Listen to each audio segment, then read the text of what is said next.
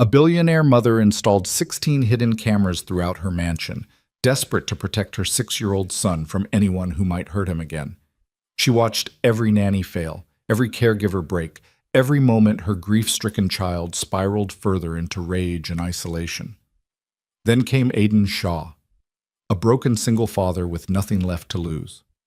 What Verena Cole saw through those cameras would shatter everything she thought she knew about motherhood, trust, and the walls we build to protect ourselves from pain.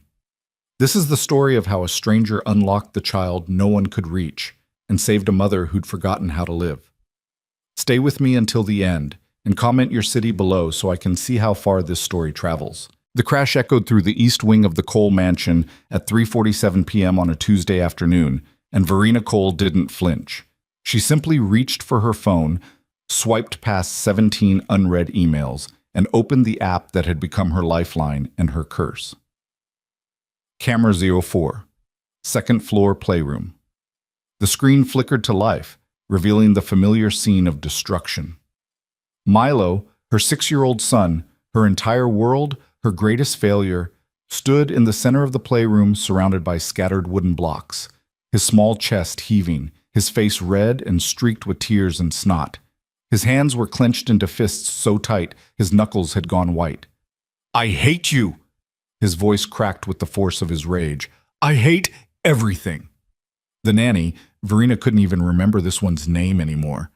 Was it Patricia? Pamela?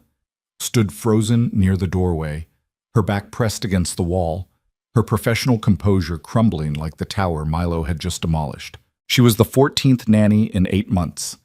Verena already knew she wouldn't make it to 15. "Milo, sweetheart, please." The woman's voice trembled. "If you could just take a deep breath." "Don't tell me to breathe!" Milo grabbed a plastic dinosaur from the shelf and hurled it across the room. It struck the wall with a sharp crack, leaving a small dent in the expensive wallpaper. "You don't know anything! You don't know!" Verena watched from her office 12 miles away, her jaw tight, her throat burning with tears she refused to shed. Not here, not at work, not where her board of directors might see weakness in the woman who'd built Cole Industries from her grandfather's failing textile company into a $3 billion enterprise. She'd learned early that the world devoured soft things, so she'd made herself hard.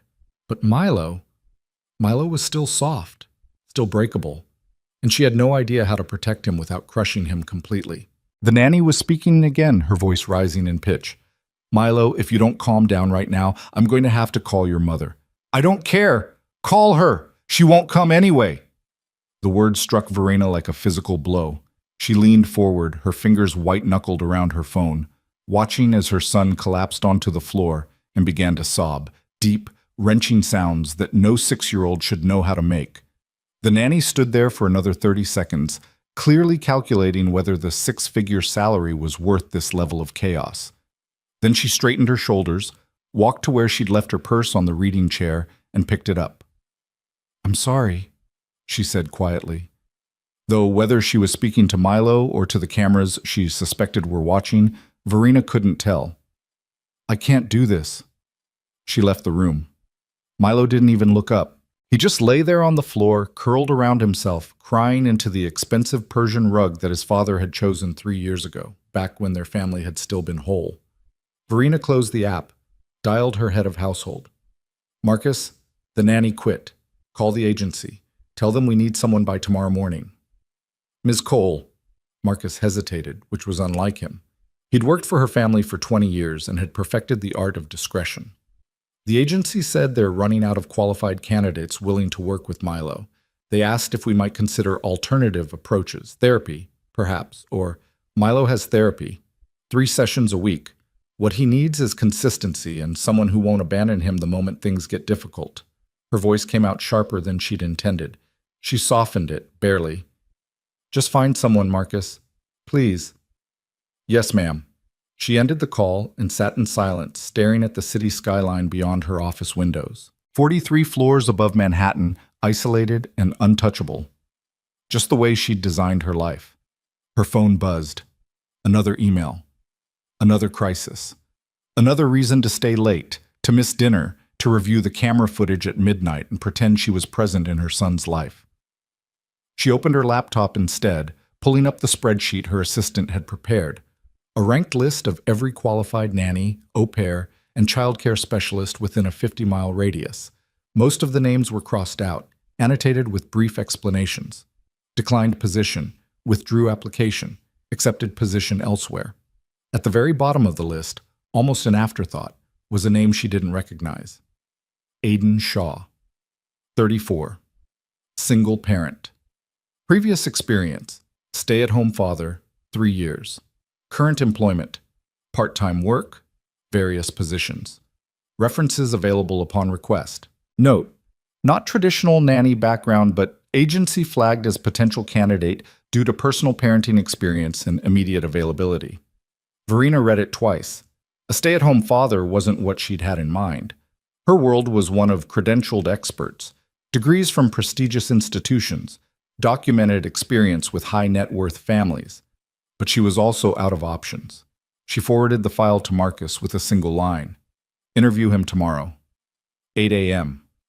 Then she returned to her security app, scrolling through the 16 camera feeds that turned her home into a surveillance state. Milo's bedroom, empty. The kitchen, staff preparing dinner.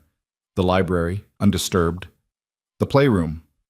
Milo still on the floor, no longer crying, just staring at nothing. She watched him for 17 minutes until her assistant knocked to remind her about her next meeting. Then she locked her phone and became Verena Cole, CEO, once more. The woman who had everything except the ability to reach her own child. Aidan Shaw arrived at the Cole mansion at 7:52 a.m., 8 minutes early, driving a 15-year-old Honda Civic that coughed black smoke and rattled ominously every time he shifted gears. He parked it in the circular driveway between a Tesla and a Mercedes and tried not to feel like an imposter. The house was obscene, not just large. Large he could have handled, but aggressively wealthy in a way that made his stomach tight. Stone facade, tall windows, a fountain in the front lawn that probably cost more than he'd earned in the last 3 years combined. He checked his reflection in the rearview mirror. Dark circles under his eyes. 2-day stubble he'd tried to shave down to respectable. A shirt he'd ironed 3 times because he couldn't afford to replace the one Arya had spilled juice on last week. His daughter. God, he missed her. He pulled out his phone, found the photo he kept in his favorites. Arya, at 4 years old, gap-toothed and grinning, holding up a drawing of the two of them. Before everything fell apart, before his ex-wife left, before the medical bills, before he'd had to move Arya in with his father-in-law just to keep her fed and safe. Soon, he promised the photo.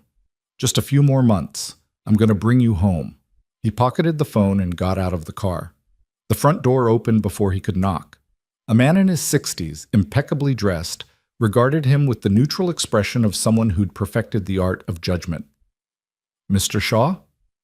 Yes, sir. I'm Marcus Bentley, head of household. Please come in.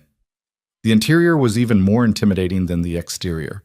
Marble floors, a chandelier that looked like it belonged in a museum, a staircase that curved upward like something from a fairy tale. Aidan felt suddenly, viscerally aware of the hole in his left sock. Marcus led him through a series of hallways, past rooms Aidan couldn't even begin to name the purpose of, until they reached a small office near the back of the house. Ms. Cole is currently in meetings in the city, so I'll be conducting the preliminary interview. Please, sit. Aidan sat in a leather chair that probably cost more than his car. Marcus settled behind the desk, opening a thin folder. I'll be frank with you, Mr. Shaw. Your application is unconventional. You have no formal childcare training, no certification, no professional references from families we can verify. The agency included you as what they termed a creative solution to a difficult situation. Marcus looked up, his eyes sharp. Can you tell me why you think you're qualified for this position? Aidan had practiced this answer in his car during the 40-minute drive. He'd rehearsed it in the shower, over breakfast, in the waiting room at his second job where he mopped floors at a gym 3 nights a week. But now, sitting here in this palace of wealth, all his practiced words felt hollow. So he told the truth instead. I'm not qualified, he said quietly. Not by any measure you probably use. I don't have degrees or certifications. I haven't worked for diplomats or celebrities, but I know what it's like to be a kid who's scared and angry and doesn't know how to make sense of the world anymore. I know what it's like to be the parent who has to hold it together when everything's falling apart. He met Marcus's eyes. The agency told me about Milo. They said he's been through trauma, that he's struggling, that nobody seems to be able to reach him. That's correct. Then maybe he doesn't need someone with perfect credentials. Maybe he just needs someone who won't give up on him. The silence stretched.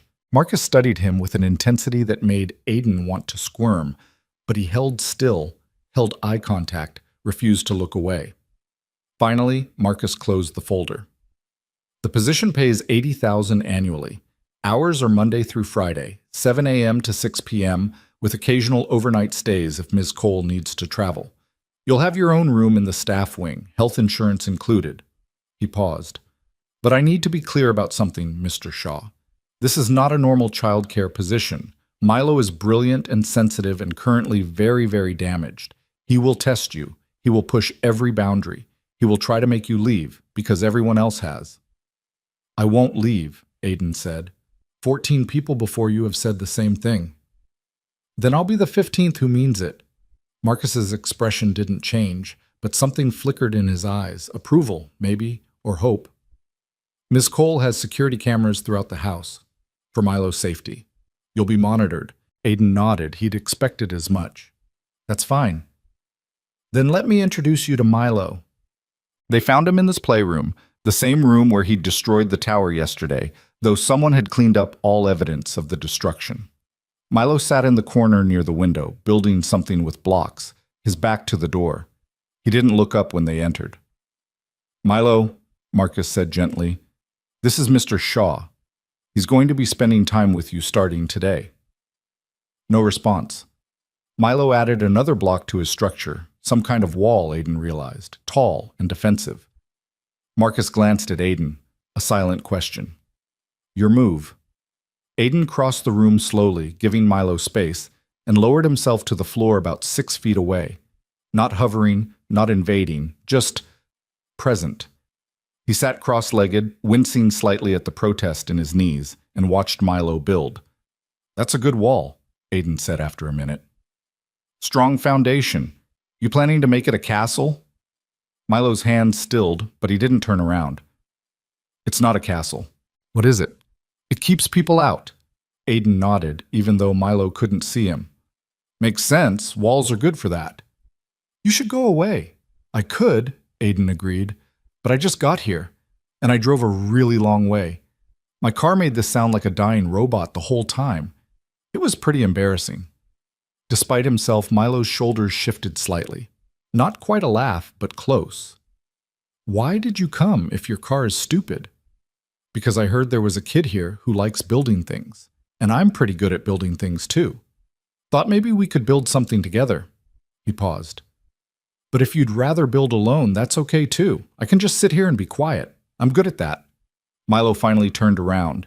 He was small for 6, with dark hair that fell into his eyes, and a face that was all sharp angles and suspicion.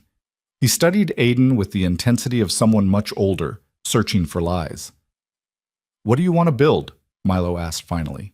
What do you want to build? You're just going to copy my answer. Probably, Aiden admitted. I'm not very creative before 9 a.m. I mostly just copy whatever smart people tell me. Milo considered this. Then he pushed a pile of blocks toward Aiden. You can build a house, but not near my wall. The wall is mine. Deal. They built in silence for a while. Aiden constructed a simple house, nothing fancy, while Milo extended his wall, making it longer, higher, more impenetrable.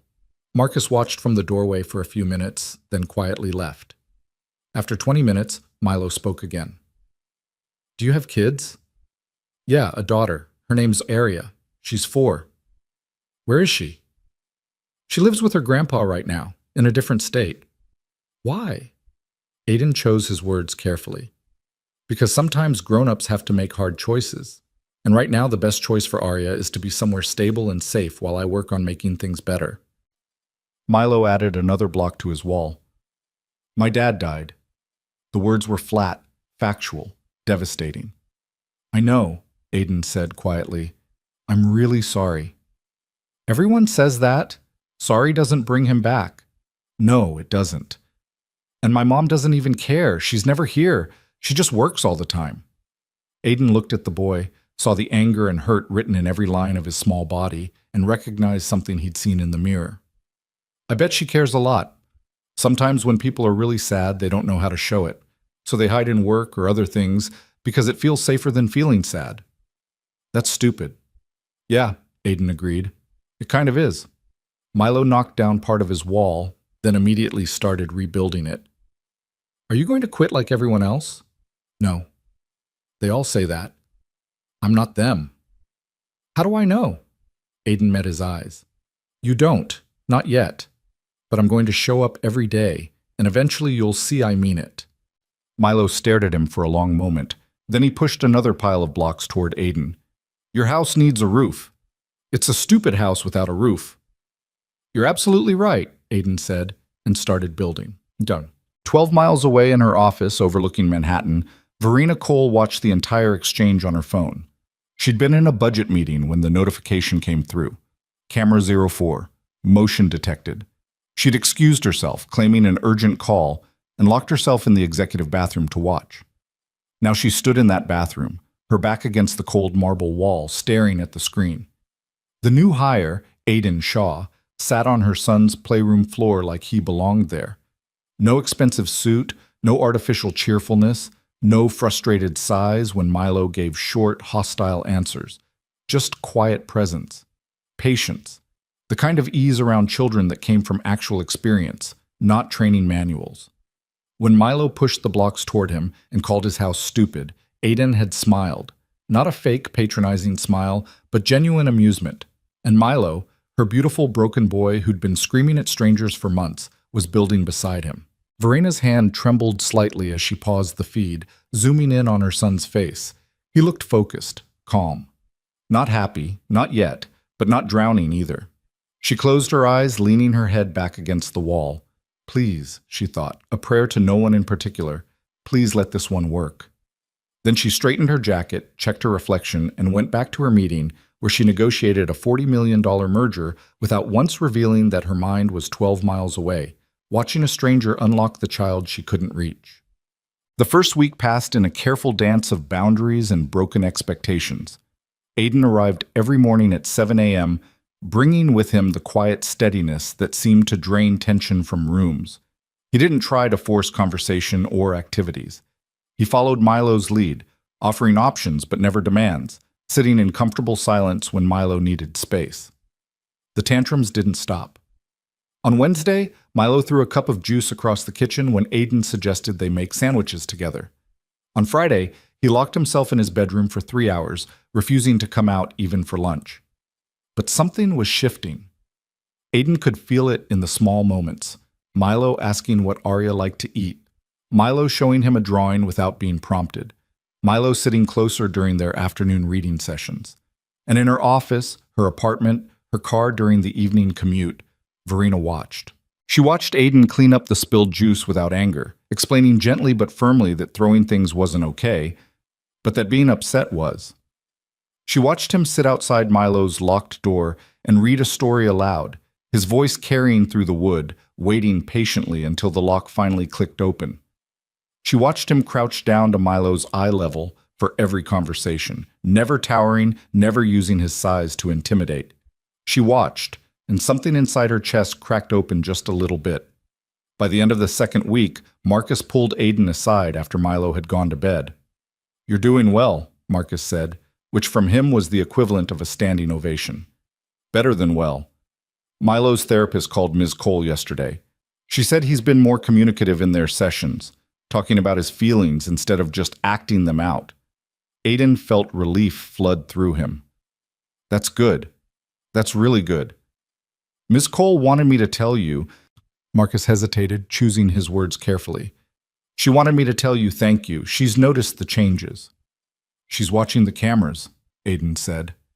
It wasn't a question. "Yes." "That doesn't bother me. If I were her, I'd do the same thing." He paused. "Can I ask you something about what happened to Milo's father?" Marcus's expression shuddered slightly, but he nodded. "Car accident, 18 months ago. Drunk driver ran a red light. Mr. Cole died instantly. Ms. Cole and Milo were in the car, but they survived with minor injuries. His voice dropped.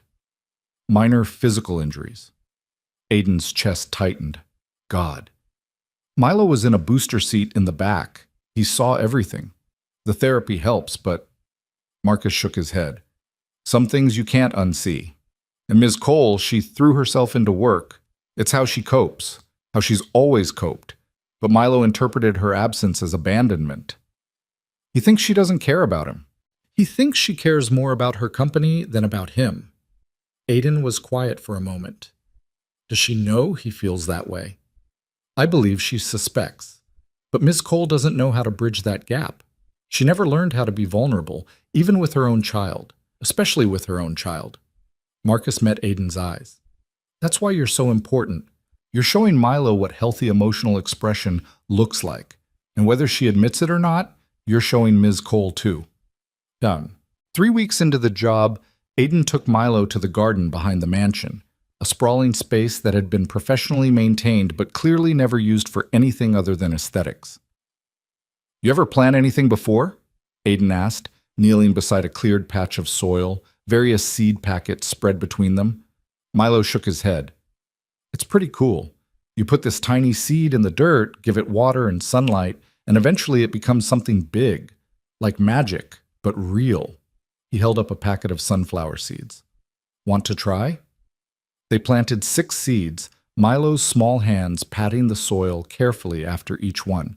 He was meticulous, serious, approaching the task with the same intensity he brought to everything. What if they don't grow? Milo asked when they were done. Then we plant more seeds and try again. But what if those don't grow either? Then we keep trying until something does. Aiden wiped dirt from his hands. That's the thing about growing stuff. Sometimes it doesn't work the first time, or the second time, or even the 10th time. But you keep trying anyway, because the trying matters even if the outcome isn't guaranteed. Milo looked at him seriously. Are you talking about plants? Or about me? Aiden smiled. Maybe both. That night, Verena watched the footage 3 times. She watched Milo laugh when dirt got under his fingernails. She watched Aiden explain photosynthesis in a way that made it sound like a story. She watched her son carefully water the planted seeds, then stand guard over them for 20 minutes like a small, determined sentinel. And she cried. Not in her office, not in the bathroom, but in her bedroom with the lights off, where no one could see and no cameras could capture her breaking apart. She cried for her husband, for her son, for the mother she'd failed to become, for the fear that had turned her into a ghost in her own home. When the tears finally stopped, she lay in the darkness and thought about Aiden Shaw, this stranger who'd walked into her carefully controlled world and exposed every crack in her armor. She should have felt threatened, should have felt defensive. Instead, she felt something she hadn't felt in 18 months. Hope. By week 4, Milo started asking when Aiden would arrive each morning. He'd wait by the front windows, watching for the rattling Honda Civic, then run to greet him at the door. You're late, Milo announced one Monday morning when Aiden arrived at 7:03. 3 minutes. I got stuck behind a garbage truck. You should leave earlier. You're probably right. Aiden ruffled his hair, which Milo allowed without pulling away. What should we do today? Reading first, then building, then lunch, then... Milo paused, looking uncertain. Can we plant more seeds? Absolutely. They fell into routines. Reading after breakfast, usually books Milo chose from the extensive library. Everything from dinosaur encyclopedias to fantasy novels way above his reading level, which Aiden would patiently explain. Building projects in the afternoon, increasingly complex structures that sprawled across the playroom floor. Gardening when the weather permitted, Milo religiously checking his sunflower patch every day for signs of growth. And talking. So much talking. Milo talked about his father, memories that came in fragments, some happy, some confused, all tinged with loss. He talked about his mother, his voice going flat and careful whenever he mentioned her. He talked about school, which he'd stopped attending after the accident, his education now handled by a series of tutors who came and went. He talked about being scared and angry and lonely, his vocabulary for emotions growing more sophisticated each week. Aiden listened, always listened, never dismissed or minimized, just made space for whatever Milo needed to say. Why do you listen so much? Milo asked one afternoon. They were on the floor, Milo drawing while Aiden sorted through building materials. Other grown-ups always try to fix things. You just listen. Because sometimes people don't need things fixed, Aiden said. Sometimes they just need to be heard. Is that what your daughter needs? To be heard? The question caught Aiden off guard. He set down the blocks he'd been holding. Yeah, I think so. Do you miss her? Every day. Then why don't you live with her? It was the question Aiden had been dreading and expecting in equal measure. He took a breath, choosing honesty. Because right now, I can't give her the kind of home she deserves. Her grandpa has a house, a yard, stability. I have a studio apartment and 2 part-time jobs, but I'm working on it. That's why I took this job, so I can save money and bring her home. Milo was quiet for a moment. Then, she's lucky. What do you mean? You miss her. You're working hard to be with her again. She's lucky you want to be with her. The pain in those words was a punch to Aiden's chest. He shifted closer, waiting until Milo looked at him. Milo, your mom wants to be with you. I know it doesn't feel like that right now, but I promise you, she does. Then why is she never here? Because she's scared. And when people are scared, sometimes they do things that don't make sense, that hurt people they love. He paused. But that doesn't mean the love isn't there. Milo went back to his drawing, a house with 4 windows, a door, and 2 stick figures in front. I drew you and Arya. Can I see? Milo held it up. The figures were smiling, holding hands, standing in front of a sunflower that was taller than the house. It's beautiful, Aiden said, his throat tight. You can keep it, for when you miss her. Aiden took the drawing carefully, like the treasure it was. Thank you, buddy. That night, Verena watched the exchange through tears she didn't bother to wipe away. She watched Aiden fold the drawing gently and slip it into his wallet. She watched Milo lean against his shoulder, comfortable in a way he'd never been with anyone else. And she realized with startling clarity that she wasn't just watching to protect Milo anymore. She was watching because she couldn't look away, because Aiden Shaw had done something impossible. He'd made her want to be present in her own life again. The cameras had shown her everything. Now she just had to figure out what to do with what she'd seen. The morning everything shifted began like any other, with Verena in her office reviewing quarterly projections while secretly watching Camera 04. Milo and Aiden were in the kitchen, making pancakes, or rather, making an extraordinary mess that would have sent any of the previous nannies into cardiac arrest. Flour dusted every surface. Eggshells littered the counter. Milo stood on a step stool, wielding a whisk like a weapon, attacking the batter with more enthusiasm than technique. You're supposed to stir it gently, Aiden said, laughing as batter splattered onto his shirt. Not murder it. But it's lumpy. I hate lumps. Lumps are fine. They cook out. Here, let me show you. Aiden guided Milo's hand, demonstrating the circular motion. See? Smooth, but not too much. If you overmix it, the pancakes get tough. How do you know that? Arya taught me. She's very particular about her pancakes. Milo's whisking slowed. What's she like? Arya? The question caught Aiden mid-reach for the vanilla extract. He set the bottle down carefully, considering. She's funny. Really funny. She tells these jokes that don't quite make sense, but she laughs so hard at them that you can't help laughing too. His voice softened. And she's brave. Braver than I was at her age. When things got hard, when her mom left and we had to move her to Grandpa's house, she didn't cry. She just held my hand and said, "It's okay, Daddy. We're going to be okay." Is she right? I'm trying to make her right. Milo poured batter onto the griddle with Aiden's help, watching the bubbles form across the surface. If you bring her here, can I meet her? If I bring her here? Aiden smiled. When I bring her here. And yeah, buddy, I'd like that a lot. Do you think she'd like me? The vulnerability in that question made Aiden's chest ache. Are you kidding? She'd love you. You could teach her how to build those amazing towers you make, and show her your drawings. And the garden. She'd go crazy for the garden. Really? Really? Milo flipped the pancake with intense concentration, his tongue poking out slightly. When it landed perfectly, he grinned, a real, unguarded smile that transformed his entire face. I did it. You absolutely did. That's a professional level flip right there. They ate the pancakes at the kitchen island, Milo insisting on drowning his in enough syrup to constitute a health hazard. He chattered about the sunflowers, which had finally sprouted, tiny green shoots pushing through the soil like miracles. About the book they were reading, the story about dragons and friendship that Milo insisted was scientifically inaccurate but emotionally satisfying. About everything and nothing, the words spilling out in a way that had become natural over the past month. Verena watched it all, her coffee growing cold in her hand. She watched the easy affection between them, the way Milo leaned into Aiden's space without fear, the way Aiden listened like every word Milo said mattered. And she felt the guilt rise like bile in her throat. This should be her. She should be the one making pancakes, hearing about the sunflowers, receiving those unguarded smiles. But she'd locked herself away in grief and work, built walls even higher than the ones Milo constructed with his blocks, and now a stranger was living the life she'd abandoned. Her phone buzzed, her assistant reminding her about the board meeting in 30 minutes. She closed the app, straightened her shoulders, and became the version of herself the world expected to see. But the image of Milo's smile stayed with her through every presentation, every decision, every moment she should have been focused on business, but found herself thinking about home. The days blurred together in a rhythm that felt almost normal. Aiden showed up every morning at 7, never late, never making excuses.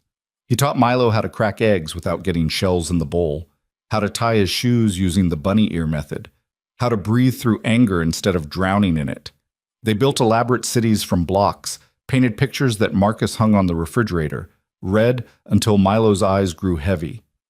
And the tantrums, while not gone completely, became less frequent, less intense, more like the normal frustrations of a 6-year-old and less like the screams of someone drowning. Milo's therapist, Dr. Chen, called Verena directly one Tuesday afternoon. "I wanted to update you on Milo's progress," she said, her voice warm. "The changes over the past month have been remarkable. He's engaging more, expressing his emotions verbally instead of physically. He even talked about his father without shutting down completely." Verena's grip tightened on her phone. "That's good. That's really good." "It is. And I think a lot of it has to do with the stability you've provided through Mr. Shaw. Milo talks about him frequently, calls him Aiden with real affection." Dr. Chen paused. "But, Verena, there's something else we need to address." "What?" "Milo's attachment to Aiden is healthy and important, but he also needs attachment to you. He needs to know that his mother is present and available, not just physically, but emotionally. Right now, he sees Aiden as his primary caregiver and you as," she chose her words carefully, "an absence, a ghost in his own home." The words landed like blows. Verena closed her eyes, pressing her fingers against the bridge of her nose. "I know. I'm not saying this to hurt you. I'm saying it because I think you're ready to hear it. You've survived the immediate crisis of losing your husband. You've kept your company running, kept Milo safe and cared for. But surviving isn't the same as living. And Milo needs you to start living again." "I don't know how," Verena admitted, her voice barely above a whisper. "Then maybe it's time to learn. Talk to Aiden. Watch how he interacts with Milo. Let yourself be vulnerable with your son, even though it's terrifying." Dr. Chen's voice gentled. "You can't hide behind cameras forever." After the call ended, Verena sat in silence for 20 minutes. Then she opened her laptop and pulled up the camera feeds, watching the only way she knew how. That evening, something changed. Verena arrived home at 6:30 instead of 9, walking through the front door to the sound of laughter from the playroom. She stood in the hallway, frozen, listening to Milo's giggles and Aiden's deeper chuckle. Marcus appeared beside her, silent as always. "They've been playing some kind of building game. I believe it involves dinosaurs attacking a city." "He sounds happy." "He is happy. Mr. Shaw has been good for him." Verena nodded, not trusting her voice. She should go to them, should walk into that room and be part of whatever joy they'd created. But her feet wouldn't move, paralyzed by the certainty that she'd ruin it somehow, bring her grief and awkwardness into their perfect bubble and pop it. So she did what she always did. She went to her study, closed the door, and watched them through the screen instead. The weekend arrived, and for the first time in months, Verena didn't go to the office. She wandered the mansion like a stranger, unsure what to do with unstructured time. She found herself gravitating toward wherever Milo and Aiden were, hovering in doorways, watching from distances that felt safe. On Saturday afternoon, she walked past the garden and saw them kneeling by the sunflower patch. The shoots had grown tall enough that Milo could measure them against his palm, marveling at the progress. "They're getting so big," Milo's voice carried across the yard. "That's because you take such good care of them. Water, sunlight, talking to them. You're doing everything right." "You talk to plants?" "Sometimes. My mom used to say it helped them grow. I don't know if it's scientifically true, but it can't hurt." Milo leaned down, putting his face close to the tallest shoot. "Grow big and strong," he whispered. "You can do it." Verena's throat closed. She turned away before they could see her, pressing her back against the side of the house, fighting tears. This was her son. Her beautiful, resilient son who'd survived trauma and loss and her own inadequacy as a mother. And he was healing, growing, finding joy again. Without her. Because of her absence. She went back inside, climbed the stairs to her bedroom, and for the first time since installing the cameras, she considered turning them off. Not because she trusted Aiden, though she did, she realized completely, but because watching was no longer enough. It was becoming torture, showing her everything she was missing, everything she'd failed to be. But she couldn't bring herself to delete the app. Not yet. So she compromised, setting it aside on her nightstand and forcing herself to spend the rest of the weekend doing other things. Reading, answering emails, existing in her own home without constant surveillance. It felt like withdrawal. Monday morning brought another shift. Verena had a breakfast meeting in the city that ran late, which meant she wasn't at her desk for Aiden's arrival. But at 10:30, during a brief break, she pulled out her phone. The kitchen camera showed Aiden and Milo baking something, cookies maybe, from the chocolate chips scattered across the counter. But it was what she heard that stopped her breath. "Aiden?" Milo's voice was quieter than usual. "Can I ask you something?" "Always." "Why doesn't my mom like being around me?" The question hung in the air like smoke. Aiden set down the spoon he'd been holding, his expression careful. "Milo, your mom loves you so much." "Then why is she never here?" "Because..." Aiden crouched down to Milo's level, his voice gentle but honest. "Because sometimes when people lose someone they love, they forget how to be close to other people. They get scared that if they love too much, they'll lose again. So they put up walls and hide behind work or other things, not because they don't care, but because they care so much it hurts." "That's stupid." "Yeah," Aiden agreed. "It kind of is. But people do stupid things when they're scared." "Is that what you did? When Arya's mom left?" The question clearly caught Aiden off guard. He sat back on his heels, running a hand through his hair. Yeah, I did. I got so caught up in trying to fix everything, in working multiple jobs and keeping everything together, that I forgot to actually be present with Arya. I thought providing for her was the same as being there for her, but it's not." "Did you figure it out?" "I'm trying to. That's why I took this job, so I could build a life where I can actually be the dad she deserves." He paused. "And I think your mom is trying to figure it out too. She just doesn't know how yet." Milo was quiet for a long moment, shaping cookie dough with intense focus. "Do you think she'll ever learn?" "I think she wants to, and wanting to is the first step." Verena's hand shook so badly she nearly dropped the phone. She excused herself from the meeting, found an empty conference room, and locked herself inside. Then she watched the footage again. And again, Aiden's words echoing in her head. Sometimes when people lose someone they love, they forget how to be close to other people. She just doesn't know how yet. Wanting to is the first step. She wanted to. God, she wanted to so desperately it felt like drowning.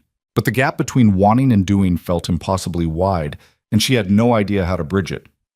Her phone rang. Marcus. "Ms. Cole, I apologize for interrupting, but we have a situation." Her heart dropped. "What happened? Is Milo..." "Milo is fine, but Mr. Shaw received a call about an hour ago. Family emergency. His daughter is sick and he needs to fly out tonight to see her." Marcus hesitated. "He asked if he could leave early today. I told him, of course, but that means Milo will need coverage for the rest of the week. Should I call the agency? No. The word came out sharper than intended. No, don't call anyone. I'll come home. I'll take care of Milo myself. The silence on the other end was deafening. Ms. Cole, are you certain? I could reach out to Marcus. He's my son. I should be able to take care of my own son for a few days. Her voice cracked slightly. Please don't call anyone else. I'll leave now. She ended the call, gathered her things, and left the office building without explanation. The drive home took 45 minutes through midday traffic, 45 minutes of panic and doubt spiraling through her mind. What if Milo didn't want her there? What if she made everything worse? What if she couldn't do this? But the alternative, calling in another stranger while Aiden was gone, felt impossible. Milo had already attached to Aiden. Having him disappear, even temporarily, would be hard enough without adding another new person to the mix. She pulled into the driveway at 12:15. Through the front windows, she could see Aiden in the foyer, a small duffel bag at his feet, kneeling in front of Milo. Verena walked in quietly, catching the tail end of their conversation. Just for a few days, buddy. I'll be back Friday, I promise. But what if Arya is really sick? What if you need to stay longer? Milo's voice was tight with barely controlled panic. Then I'll call you and explain everything, and we'll figure it out together. But I'm not disappearing. I'm not leaving for good. This is just temporary. Everyone says things are temporary, and then they never come back. Aiden pulled Milo into a hug, holding him close. I know. I know people have broken that promise to you before, but I won't. I swear to you, Milo, I will come back. You promise? I promise. Verena cleared her throat softly. They both turned, Milo's expression immediately shuddering when he saw her. Mr. Shaw? She said, her voice steadier than she felt. I heard about your daughter. I hope she's all right. Aiden stood, releasing Milo reluctantly. Thank you, Ms. Cole. Her grandfather said it's just a bad fever, but she's been asking for me. I need to see her. Of course. Take as much time as you need, and please... She hesitated, then reached into her purse, pulling out her personal credit card. Use this for any medical expenses, or travel costs, whatever you need. He stared at the card like it might bite him. Ms. Cole, I can't... You can. Consider it a bonus. Or an advance on your salary. I don't care what you call it, but if your daughter needs care, she should have it without you worrying about cost. Her voice softened. Go take care of your child, Mr. Shaw. That's what matters. For a moment, Aiden looked like he might argue. Then he took the card carefully, slipping it into his wallet. Thank you. I'll pay you back. Let's worry about that later. He grabbed his bag, then crouched down one more time in front of Milo. Remember what we talked about. Your mom loves you. Give her a chance, okay? Milo nodded, not looking convinced, and Aiden stood meeting Verena's eyes with an intensity that made her breath catch. He's scared of being alone with you, not because he doesn't love you, but because he doesn't know if you love him. Show him. However you can, just show him. Then he was gone, the front door closing behind him, leaving Verena alone with her son for the first time in longer than she could remember. Milo stood in the foyer, his arms crossed, his expression guarded. The silence stretched between them like a chasm.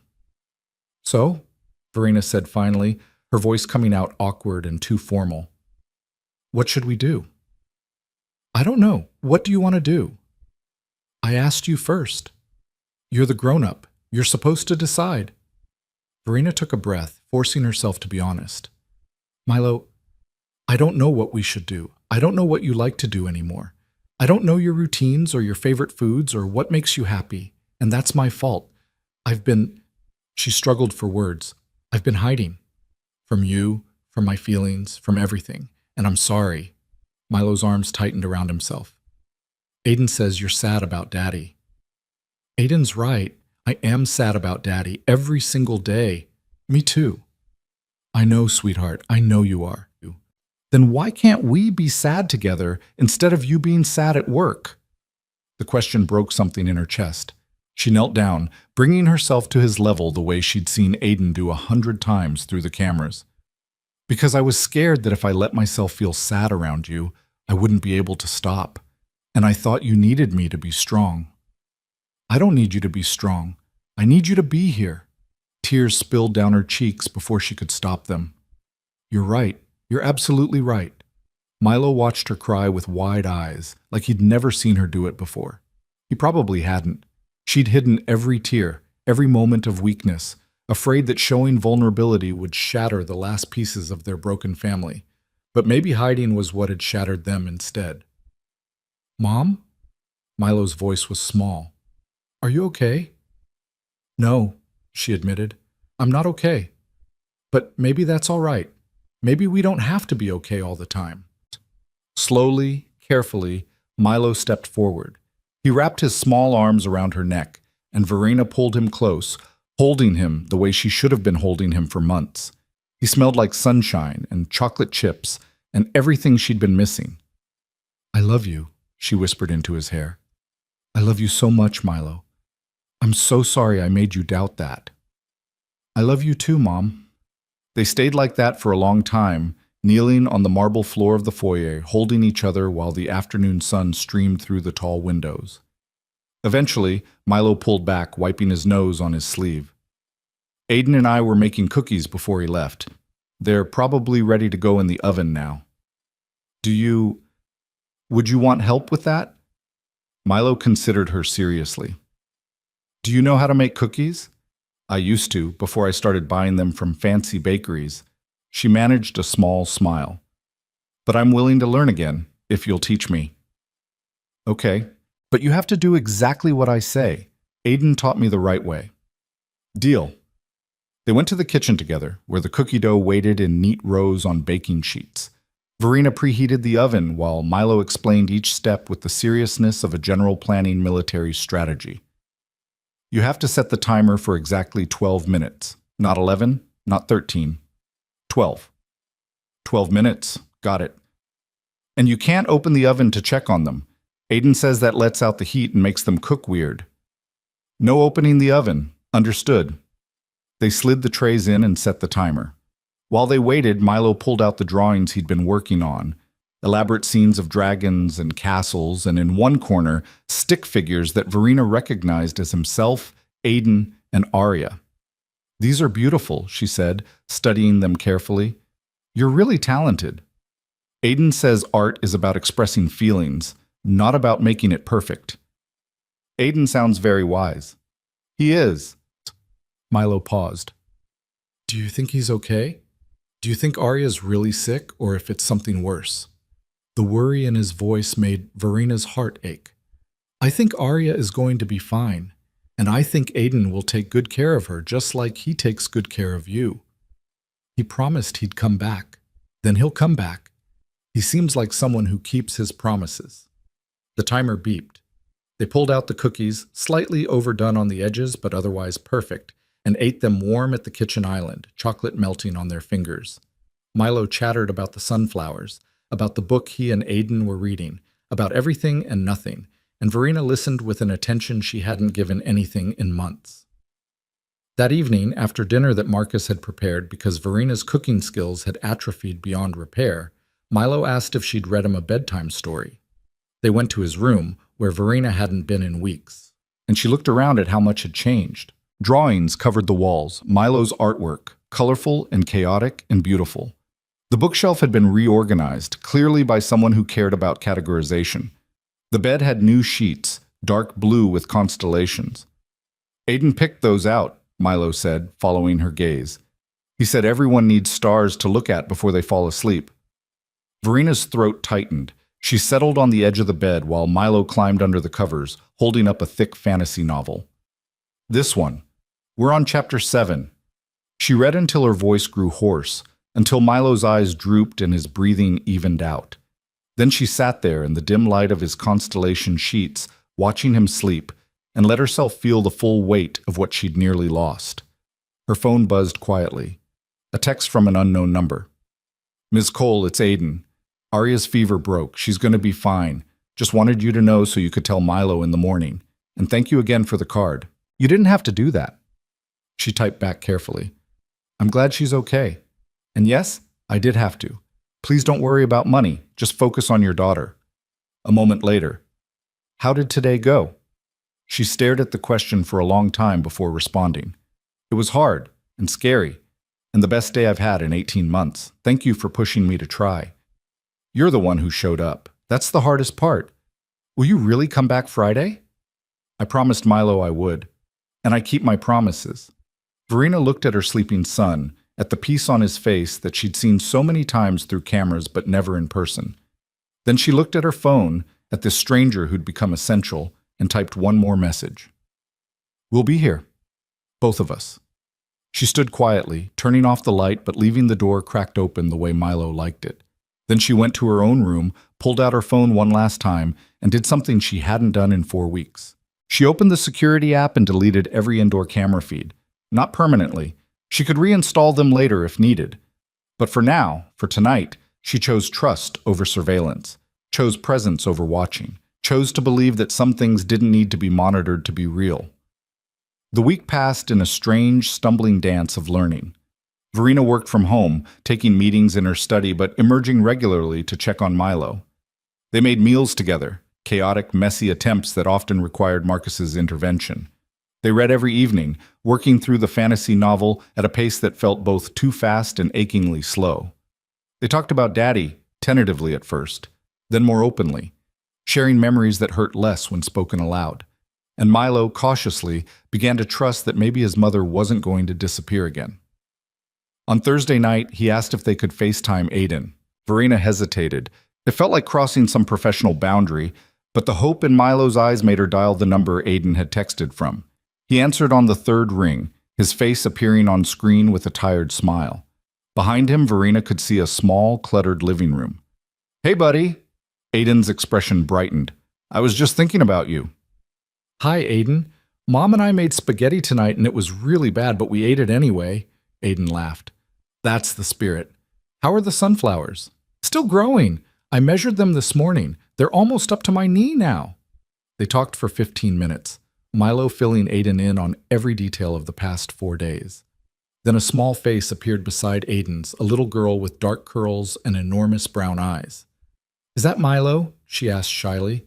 "Sure is." "Milo, this is Arya.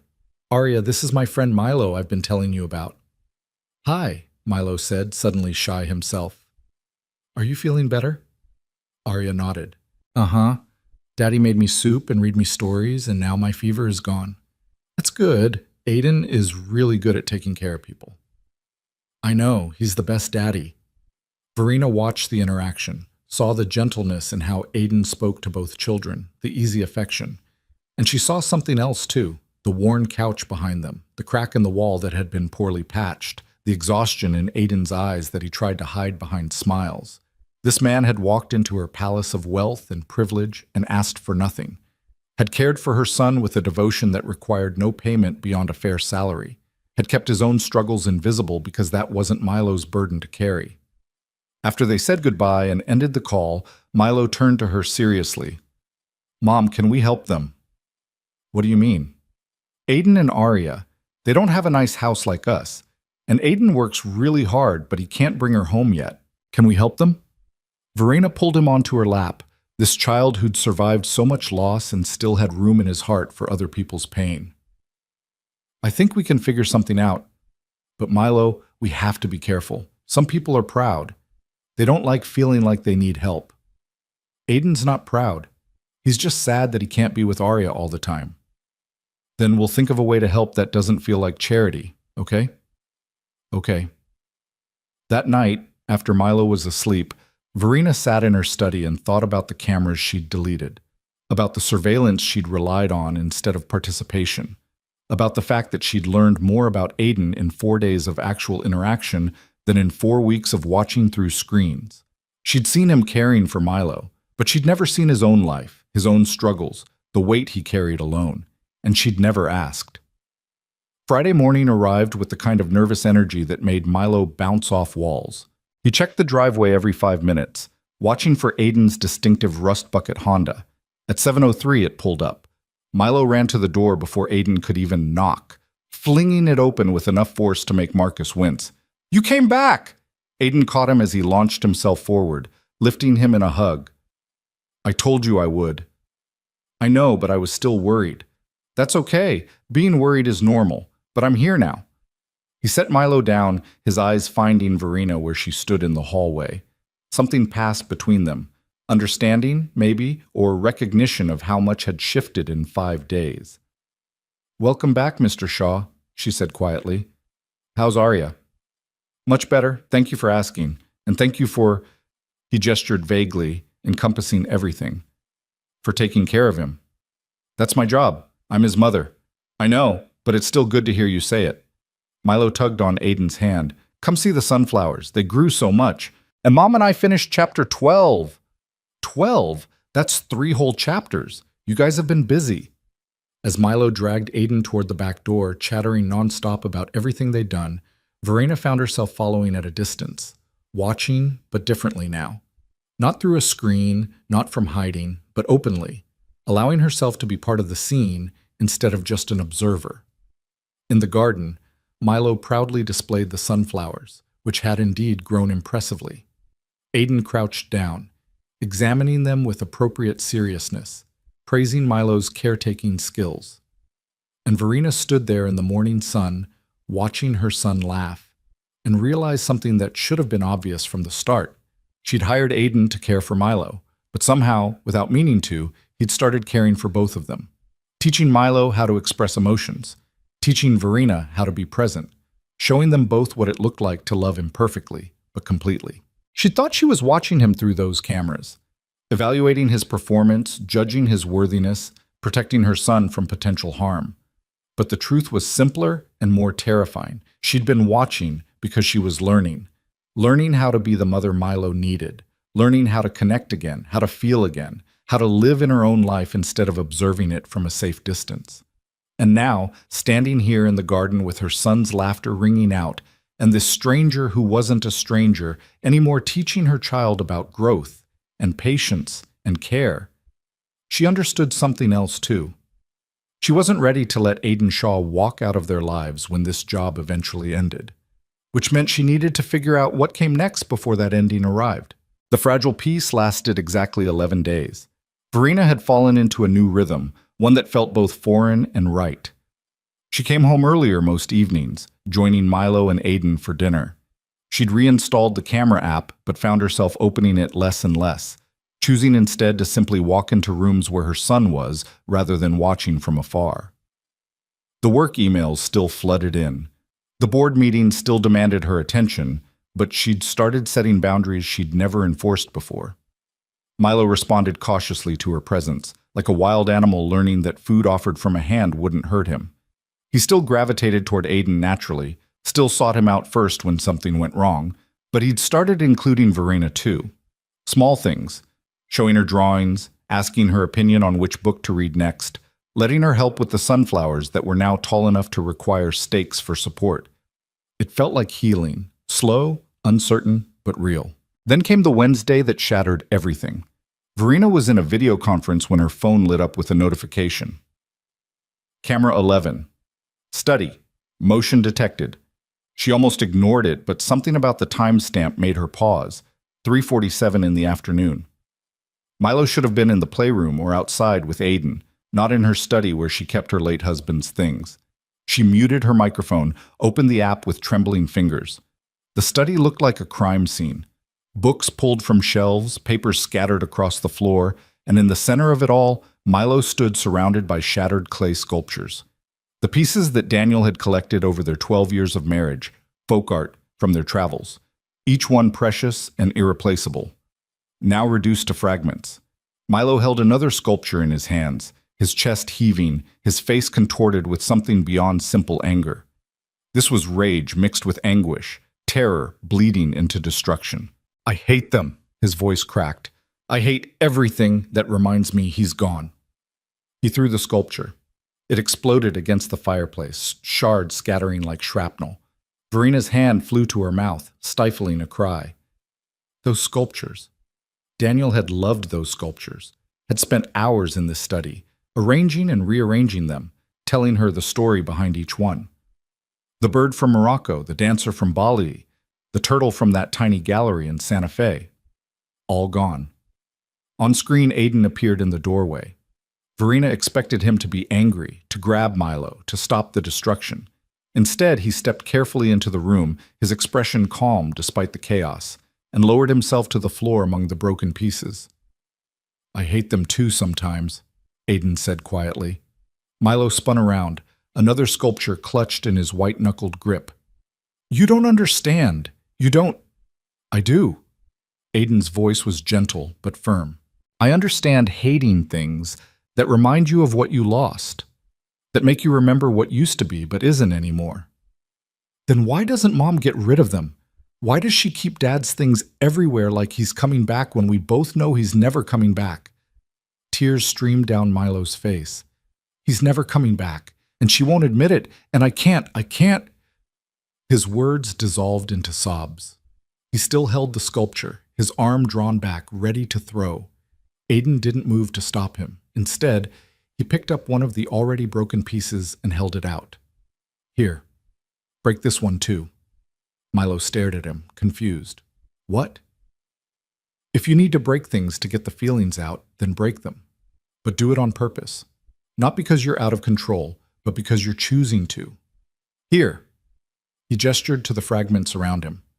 "These are already broken. They can't hurt anymore. Break them again if you need to." Slowly, Milo lowered the intact sculpture. He took the shard from Aiden's hand and threw it weakly against the wall. It shattered further with a small, unsatisfying crack. "Harder," Aiden said. Milo picked up another piece, threw it with more force. The sound was sharper, more final. Again. Another piece, another throw, another explosion of fragments. "Keep going. Get it all out." Milo broke piece after piece, his throws becoming less about destruction and more about release. The sounds changed from violent to desperate to exhausted, until finally he stood among the rubble, empty-handed, his body shaking. "I miss him," Milo whispered.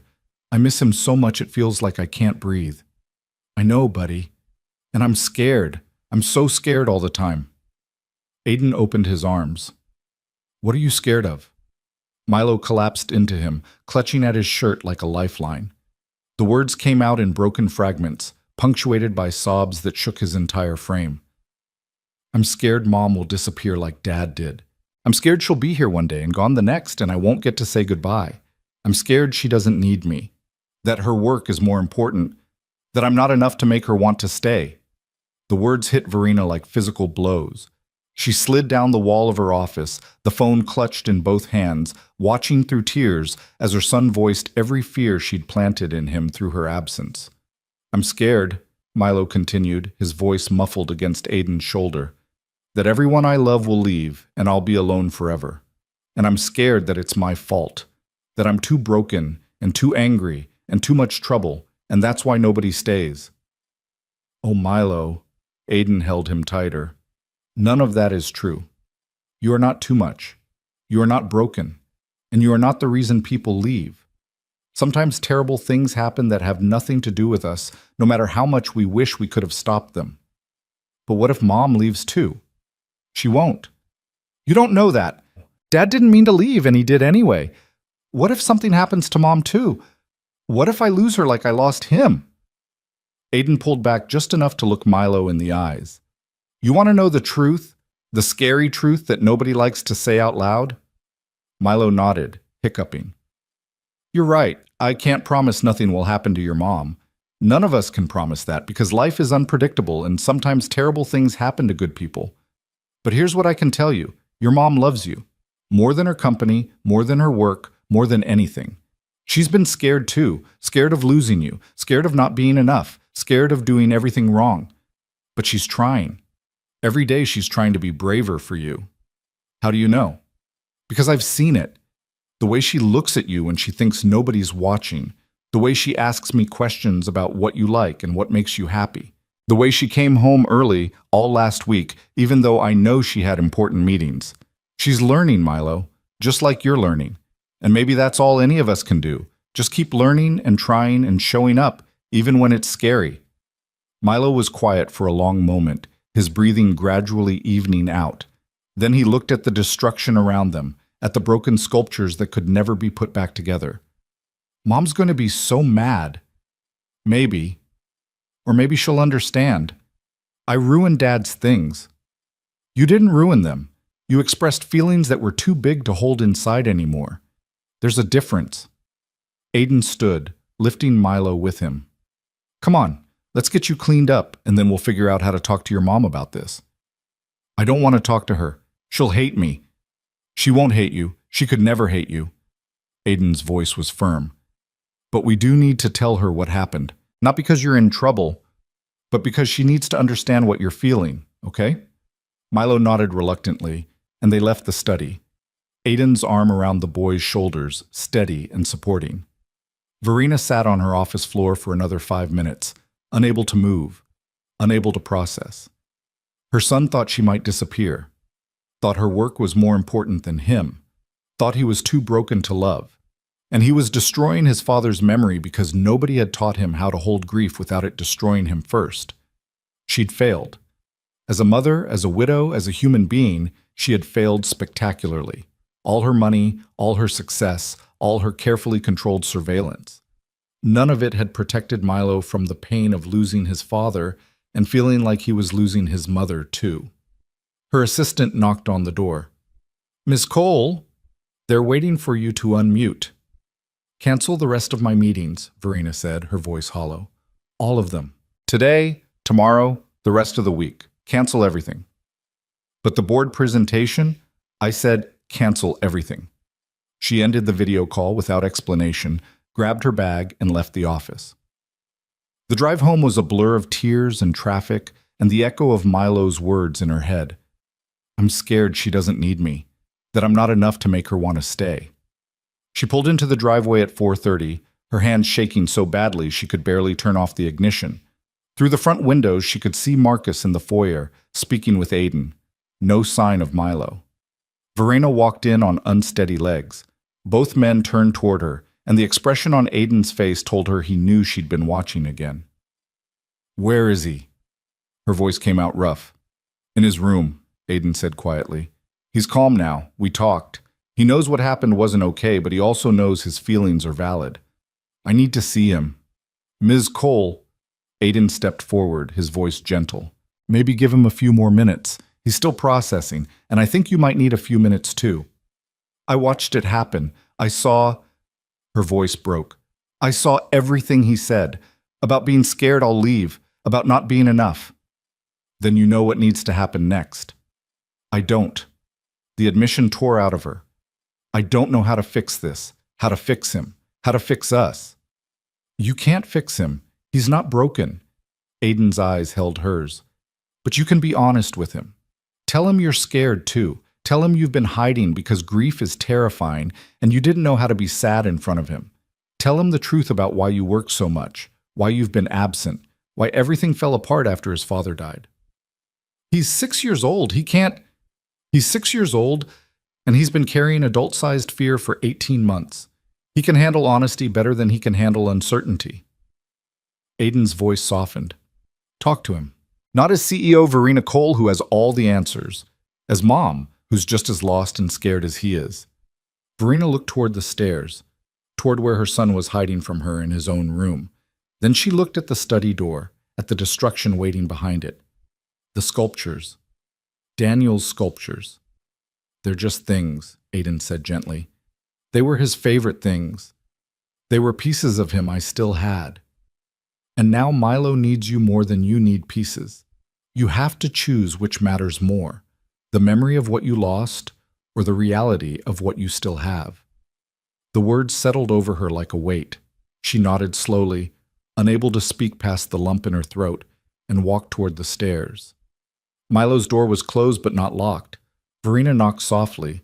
Milo? It's Mom. Can I come in? Silence. Then, quietly, Are you mad? No, sweetheart. I'm not mad. Can I please come in? The lock clicked. Verena opened the door to find Milo sitting on his bed, his knees drawn up to his chest, his eyes red and swollen from crying. He looked so small, so young, so terribly fragile. She crossed the room and sat on the edge of his bed, maintaining some distance, not wanting to crowd him. Aiden told me what happened in the study. Milo's face crumpled. I'm sorry. I'm so sorry, Mom. I didn't mean to. I know. And it's okay. It's not okay. I broke Dad's things. I broke everything, and I can't put it back together. And Milo, she reached out slowly, telegraphing the movement, and took his hand. Can I tell you something? Something I should have told you a long time ago? He nodded, tears streaming down his cheeks. Verena took a shaky breath. When Daddy died, I broke too. Not on the outside where people could see, but on the inside. And I was so scared of being broken in front of you that I hid. I hid behind work and meetings and this idea that if I could just keep everything else perfect, if I could just control everything else, then maybe the broken parts wouldn't matter. But that wasn't fair to you. Because you were breaking too, and instead of breaking together, I left you to break alone. You were sad, Milo whispered. I was devastated. I still am, every single day. But that's not an excuse for abandoning you. You needed your mother, and I wasn't there. And I am so sorry. I thought you didn't care. I thought work was more important. Nothing is more important than you. Nothing. She squeezed his hand. I got lost in my grief and my fear, and I made you feel like you weren't enough to bring me back. But that was never true, Milo. You are everything. You're my whole world, and I've been failing you, but I'm trying to do better. I'm trying to learn how to be sad and still show up, how to be scared and still be present, how to be your mom again, even though I don't always know how. Milo was quiet for a long moment, studying her face like he was searching for lies. Are you going to leave like Dad did? I hope not. I'm going to do everything in my power to stay right here with you for as long as possible. But Milo, I need you to understand something. She chose her words carefully, knowing they would either help or hurt. What happened to Daddy was an accident, a terrible, unfair accident that nobody could have predicted or prevented. I can't promise you that accidents will never happen, but I can promise you that I'm not going anywhere on purpose. I'm not choosing to leave you, not through work or anything else. I'm choosing to stay. But what if something bad happens? What if, then we'll deal with it together, you and me.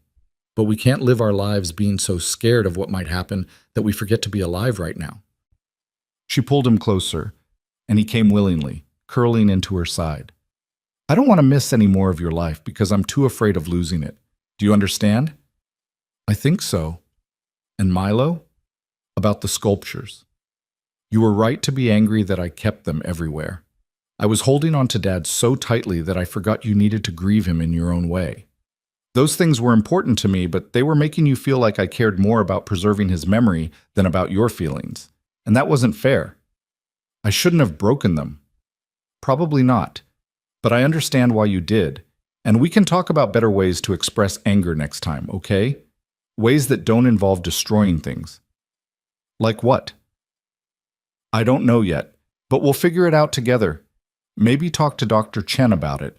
Maybe find some physical way to release those big feelings that doesn't hurt anyone or break things we can't replace. She kissed the top of his head.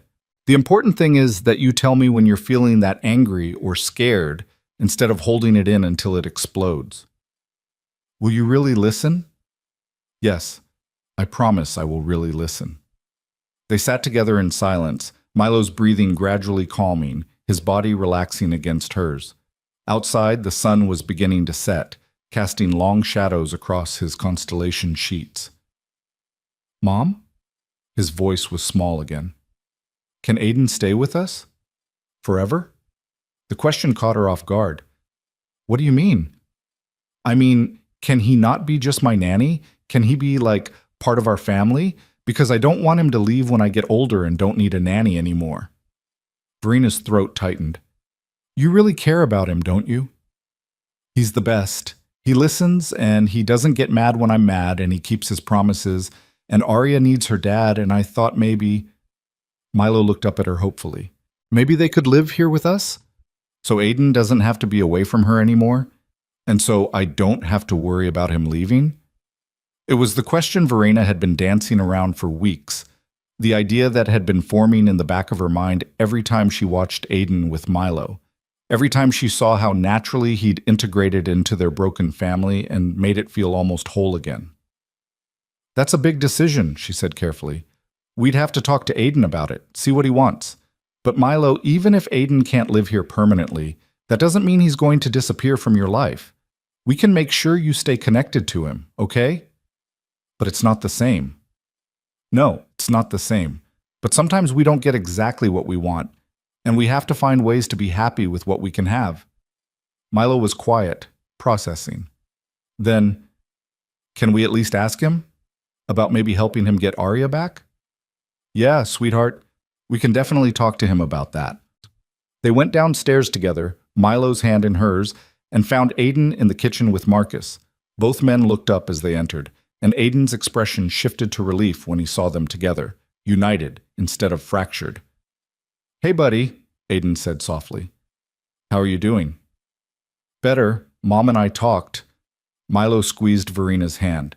And I'm sorry about the sculptures, to both of you. I know they were special. They were just things, Verena echoed Aiden's earlier words. And things can be replaced. You can't be. Marcus cleared his throat discreetly. Ms. Cole, I took the liberty of cleaning up the study. The larger pieces I saved, in case you wanted to keep them. The rest I disposed of. And I've contacted the artist in Santa Fe who made several of the pieces.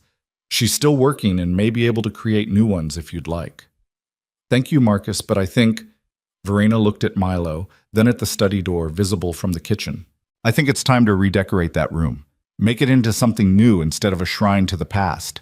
Maybe Milo and I could work on that together? Milo's eyes widened. Really? Really? It's your house too. You should have a say in what it looks like. For the first time since she'd come home, Milo smiled. Small, tentative, but genuine. Can we make it into a library? With shelves for all my books and yours? And a reading corner with cushions? I think that sounds perfect. Aiden watched the exchange with something tender in his expression, and when his eyes met Verena's, she saw approval there. Pride, maybe. Recognition that she was finally showing up the way Milo needed. Later, after Milo had gone to bed, with both Verena and Aiden reading to him, trading off chapters until his eyes drifted closed, Verena found Aiden in the kitchen, cleaning up the dinner dishes. You don't have to do that, she said quietly. That's not part of your job description. I don't mind. Gives me something to do with my hands. He glanced at her. How are you holding up? Honestly, I'm wrecked. That thing he said, about being scared I'll disappear? Her voice wavered. I never meant to make him feel that way. I know. But the good news is you can change it. You already are changing it. Because of you. You're the one who taught him how to express his feelings, who taught me how to be present. I just showed him what my own daughter taught me, that the hardest feelings are the ones most worth expressing, and that love doesn't mean never being scared or angry or sad. It means being those things together.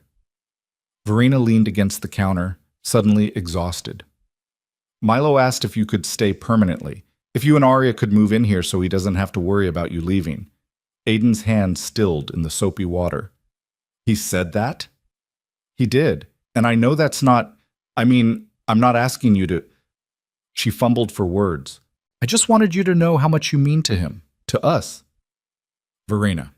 He turned to face her fully, drying his hands on a towel. Can I be honest with you about something? Please. I didn't take this job just for the money. Yes, the money is important. I need it to bring Arya home. But I took this job because I saw a kid who was hurting the way my daughter was hurting, and I thought maybe I could help. I didn't expect to care about Milo the way I do. I didn't expect to care about you the way I do. Her breath caught. Aiden, let me finish, please. He set down the towel. You hired me to care for your son, and I do. But somewhere along the way, I started wanting more for both of you, started hoping you'd find your way back to each other. And watching that happen, being part of that healing, it's meant more to me than any salary ever could. What are you saying?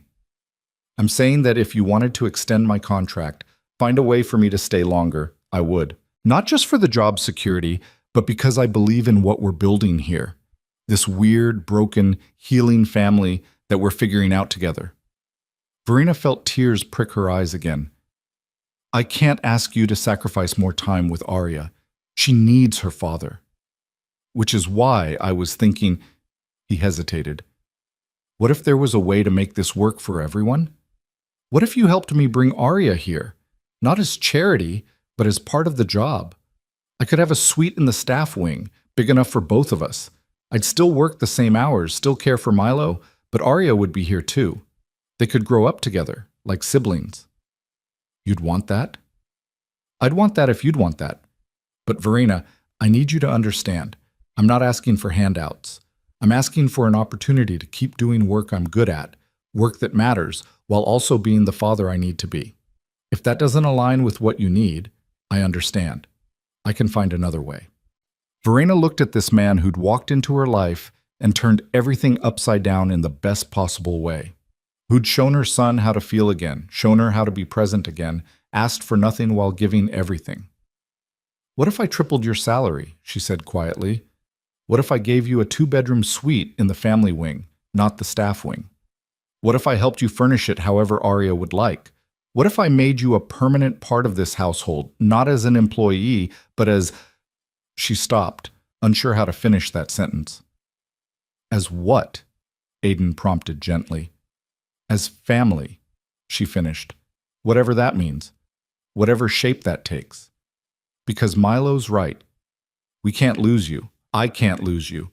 Not after you've shown us what it looks like to be whole again. Aiden stared at her, something raw and vulnerable in his expression. You mean that? I mean that. I don't know exactly how to make it work, but I know I want to try. For Milo, for Arya, for... She swallowed hard. For me.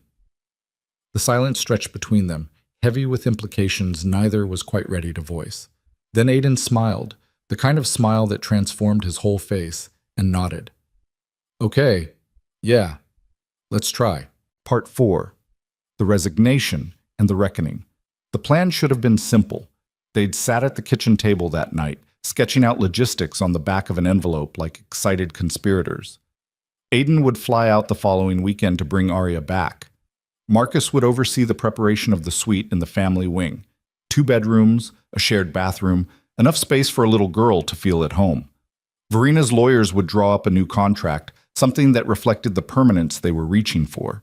It should have been simple. But 3 days later, everything fell apart.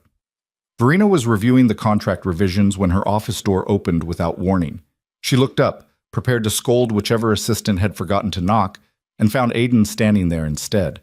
He'd never come to her office before, had never crossed that boundary between her work life and the fragile home life they were rebuilding. The expression on his face stopped her breath.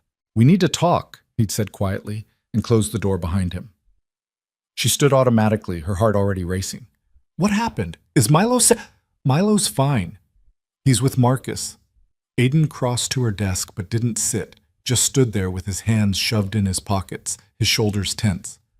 I came to give you this. He pulled out a folded piece of paper and set it on her desk. Even before she opened it, Verena knew what it was. Her hands shook as she unfolded the letter, her eyes scanning the neat handwriting that somehow made everything worse. Dear Ms. Cole, this letter serves as my formal resignation from the position of child care provider for your son, Milo Cole, effective 2 weeks from today's date. I want to be clear that this decision has nothing to do with Milo or any dissatisfaction with the position itself. Working with your son has been one of the most meaningful experiences of my life, and I will carry the memory of our time together always. However, I believe it's in Milo's best interest that I step back before his attachment to me becomes something that could hurt him. He deserves stability with his primary caregiver, you, and I'm concerned that my continued presence might hinder rather than help his healing. The words blurred as tears filled her eyes. She forced herself to keep reading. I've watched you become the mother he needs over these past weeks. You don't need me anymore. And when you realize that, when you're ready to move forward without my help, my leaving will only hurt Milo more if we wait. I'm sorry for the short notice, and I'm sorry for backing out of our arrangement regarding Arya. I thought I could make it work, but I'm not sure it's the right thing for anyone involved. Thank you for trusting me with your son, Aiden Shaw. Verena set the letter down carefully, fighting the urge to crumple it into nothing. When she finally looked up at Aiden, her voice came out sharp and cold, the CEO voice she used when someone was wasting her time. You're quitting? Yes, After everything we talked about? After promising Milo you'd stay? After making plans to bring Arya here and become part of this family? You're just walking away. I'm not walking away. That's exactly what you're doing. She stood, her hands flat on the desk to keep them from shaking.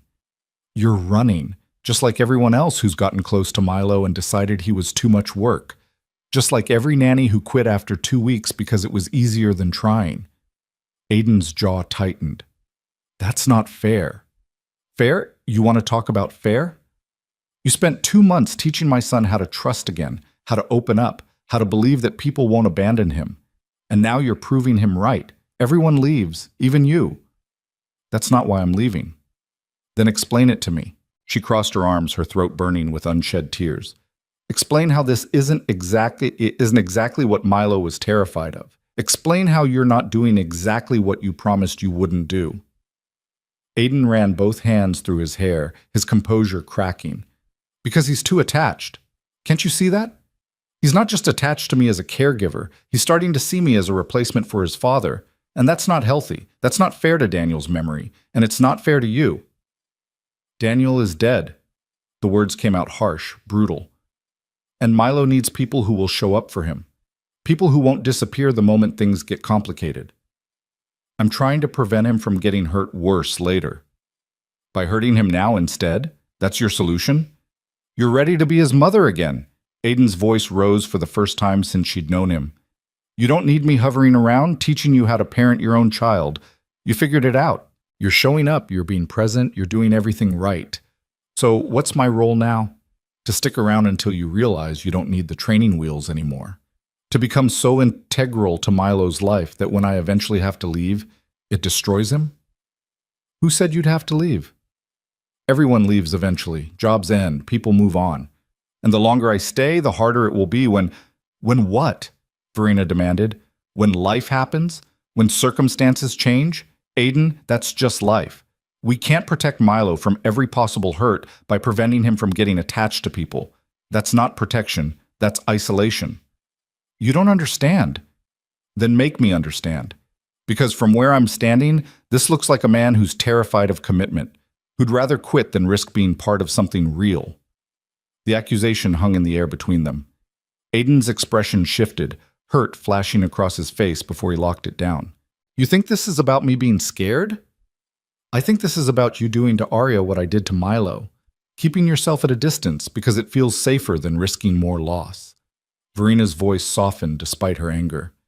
You told me I was hiding behind work, but you're hiding behind sacrifice. Convincing yourself that leaving is noble when really it's just easier than staying and seeing what we could build together. That's not... Aiden stopped, closing his eyes. When he opened them again, they were bright with unshed tears. My wife left because I wasn't enough, because I couldn't provide the life she wanted, couldn't be the man she needed. She chose her own freedom over our daughter, and I've spent 3 years trying to become someone who deserves Arya, someone who won't fail her the way I failed her mother. You didn't fail anyone. I did, and I see that same pattern starting here. Milo getting attached to me because his real parent isn't available. Me stepping into a role that isn't mine to fill. And eventually, you're going to realize that you don't need me. That you're better off without the complication of having your employee's kid living in your house, without the weird dynamic of me being somewhere between staff and family. And when that happens, when you're ready to move forward, I can't... His voice broke. I can't go through being left again. I can't watch another person I care about decide I'm not worth keeping.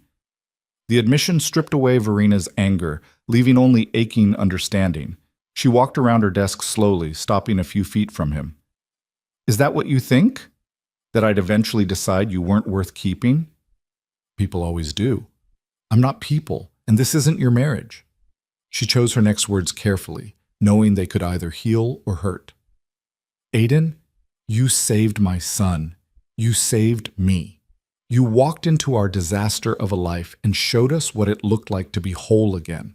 And I'm not going to wake up one day and decide that's not valuable. I'm not going to decide you're disposable. You can't know that.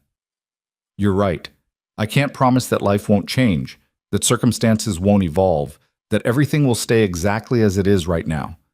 But I can promise that I want you here, not as an employee, not as a convenience, but as someone who matters, someone who belongs. Aiden shook his head, his jaw working. Milo deserves better than someone who's just trying to fill the hole his father left. Milo deserves people who love him, and you love him. I've watched you with him every single day for 2 months. That's not duty or professional obligation. That's genuine care. And yes, he's attached to you, but that's not unhealthy. That's what healing looks like. He's learning to trust again, to open his heart again, to believe that good people exist who won't hurt him. Until I have to leave and prove him wrong. Why do you have to leave? Verena moved closer, close enough to see the pain etched in every line of his face. I offered you a permanent position, a home for you and Arya, a place in our family. The only person insisting you have to leave is you. Because I don't belong here. Look at this place. He gestured broadly at her office, at the expensive furniture and the Manhattan skyline beyond the windows. Look at your life.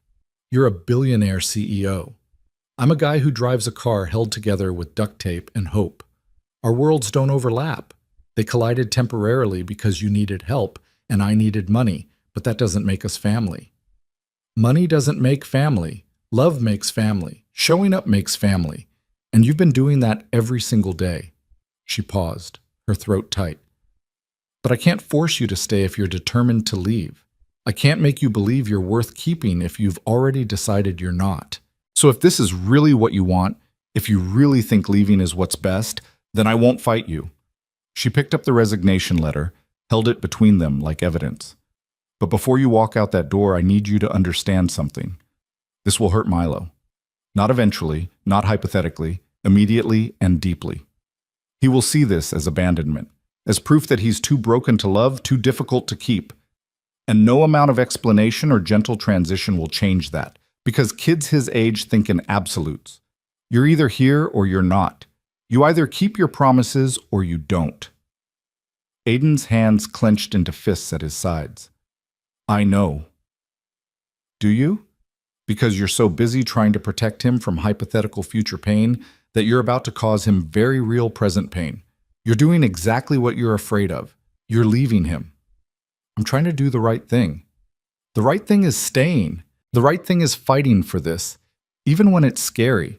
The right thing is believing that you deserve to be part of something good instead of running the moment it gets real. She took a breath, steadying herself. But you have to choose that, Aiden. I can't choose it for you. She held out the letter. He stared at it like it might catch fire, his chest rising and falling with shallow breaths. I need to think, he said finally, his voice rough. Then think. But think about what Milo actually needs, not what your fear is telling you he needs. Think about Arya and what kind of life you actually want to build for her. Think about whether you're protecting anyone or just protecting yourself. He took the letter back, folding it carefully, and put it in his pocket. Then he turned and walked out of her office without another word. Verena sank back into her chair the moment the door closed, pressing her palms against her eyes. She'd handled that badly. Too harsh, too aggressive, too much CEO and not enough human. But God, watching him prepare to walk away, watching him sabotage the best thing that had happened to any of them, it had made her angry in a way she hadn't felt in years. Angry at him for being scared. Angry at herself for not seeing it sooner. Angry at his ex-wife for breaking him so thoroughly that he couldn't recognize love when it was offered freely. Her phone buzzed. Marcus. Ms. Cole, Mr. Shaw just left the building. He looked quite upset. Milo saw him go and is asking questions. Verena's heart sank. What did you tell him?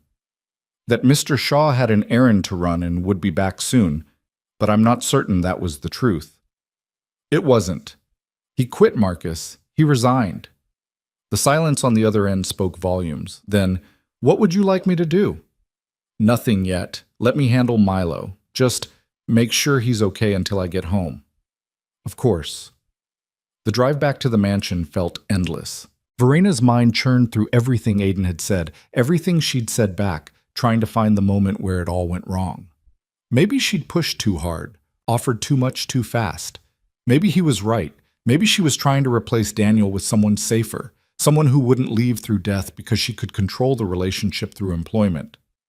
Or maybe Aiden was running from the first real connection he'd had since his marriage fell apart, and she'd just watched him go instead of fighting harder. She found Milo in the playroom, building a structure that looked like a fortress. Tall walls, one entrance, everything designed to keep threats out. He didn't look up when she entered. "Hey, sweetheart." She sat on the floor near him, not too close. "Can we talk?" "Where's Aiden?" "He had to leave early today. He needed some time to think about things." "What things?" Verena chose honesty the way Aiden would have. Some grown-up things that are confusing. Things about jobs and families and where people belong. Milo's hands stilled on the blocks. "Is he coming back?" "I don't know." The admission hung between them. Milo's face crumpled and Verena braced for the rage, the destruction, the tears. Instead, he just looked at her with eyes too old for his face and asked the question that broke her heart. "Did I do something wrong?" "Oh, Milo, no." She moved closer, pulling him onto her lap despite his initial resistance. "You didn't do anything wrong. This isn't about you." Then why would he leave? Because sometimes people get scared. Even grown-ups. Even people who care about us a lot. They get scared of getting hurt, so they hurt themselves first by leaving before anyone can leave them. "That's stupid." "Yeah," Verena agreed, her voice thick. "It really is." Milo was quiet for a moment, his small body tense against hers. Then, "Is he scared of me?" "No, baby. He's scared of losing you. There's a difference." "But if he leaves, he loses me anyway." The logic was irrefutable. Verena held him tighter, wishing she had better answers, wishing she could fix this the way she fixed corporate problems, with money or strategy or sheer force of will. But this required something she was only just learning how to offer: vulnerability and presence and the courage to wait. "What do we do?" Milo asked. "We give him time to figure out what he really wants, and we hope that he realizes running away doesn't protect anyone. It just makes everyone lonely." That night, Milo insisted on sleeping in Verena's room. She made space for him in her king-sized bed, and they lay in the darkness together, neither sleeping, both thinking about the man who'd taught them how to be a family and was now threatening to unmake everything they'd built. "Mom?" Milo's voice was small in the darkness. "Yeah, sweetheart?" "If Aiden doesn't come back, will you leave too?" The question drove a knife through her chest. She rolled onto her side, pulling him close so he could hear her heartbeat. "I'm not going anywhere. I promise you, Milo, I'm staying right here." "But you can't promise nothing bad will happen." "No, I can't promise that. But I can promise that I will be here, choosing you, every single day, even when it's hard, even when I'm scared, even when everything feels like it's falling apart. I'm not leaving you." Milo nodded against her chest, and eventually his breathing evened out into sleep. But Verena lay awake for hours staring at the ceiling, replaying every conversation she'd had with Aiden, searching for the words that would have made him stay. 2 days passed with no word. Aiden didn't call, didn't text, didn't show up at the mansion.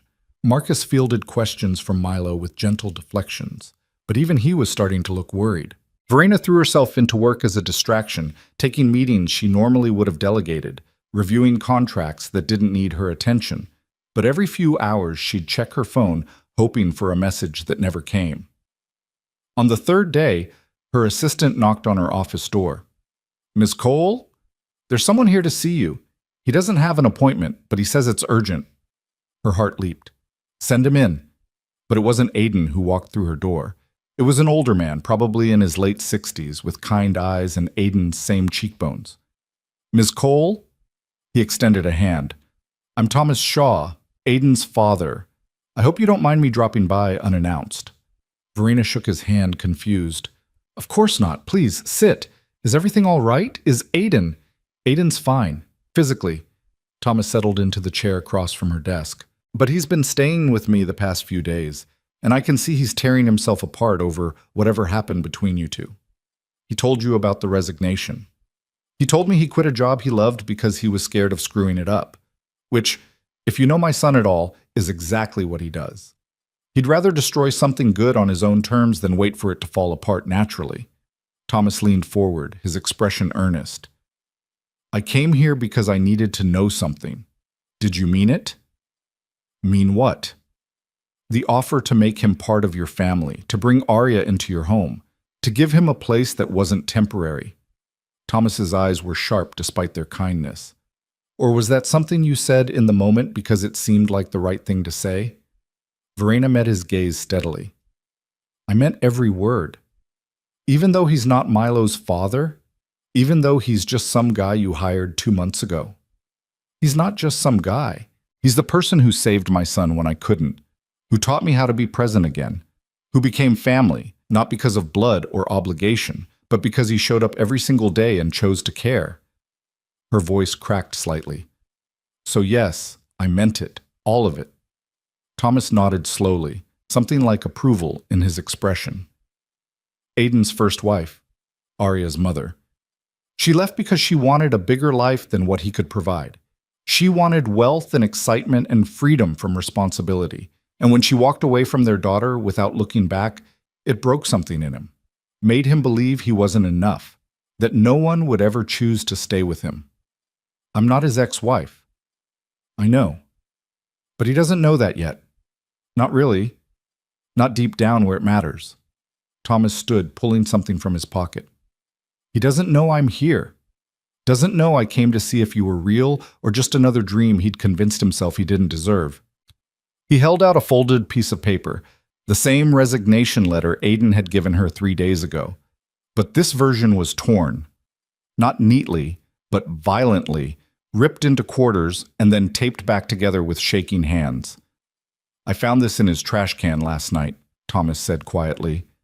He tore it up. Then he taped it back together. Then he tore it up again. He's been doing that for 3 days, trying to decide if he made the right choice or the worst mistake of his life. Verena took the letter carefully, feeling the weight of all that indecision. What does he want me to do? He wants you to fight for him, but he's too scared to ask, too convinced he's not worth fighting for. So he's waiting to see if you'll give up or keep trying. Thomas moved toward the door, then paused. My son is one of the best men I know. He'd give his last dollar to someone in need, sacrifice his own happiness for people he loves. But he's terrible at believing people could love him the same way. Show him he's wrong. Don't let him run. After Thomas left, Verena sat with the taped-together letter for a long time. Then she picked up her phone and made a call she should have made days ago. That evening, she drove to the address Thomas had quietly provided. A small house in a suburb 40 minutes from the city, with a neat lawn and a rusted basketball hoop in the driveway. Aiden's Honda sat in front of the garage, and through the living room window, she could see him sitting on the couch, Arya curled against his side. Verena sat in her car for 5 minutes, gathering courage. Then she walked up the path and knocked. Aiden answered the door, his eyes widening in shock. Verena, what are you... You tore up your resignation letter. He glanced back into the house, then stepped outside, closing the door behind him. My dad told you. He came to see me, to make sure I wasn't going to hurt you the way your ex-wife did. He had no right. He had every right.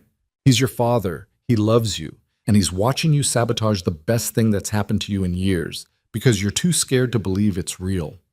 She held up the taped-together letter. Is this what you want? To walk away from Milo and me and everything we could build together? I don't know what I want. Yes, you do. You want to stay. You want to bring Arya home. You want to be part of our family. But you're terrified that if you let yourself have those things, we'll eventually take them away. Aiden's shoulders sagged. He sat on the front step, and after a moment, Verena sat beside him. My ex-wife told me I was too small, he said quietly. Too ordinary, too content with simple things.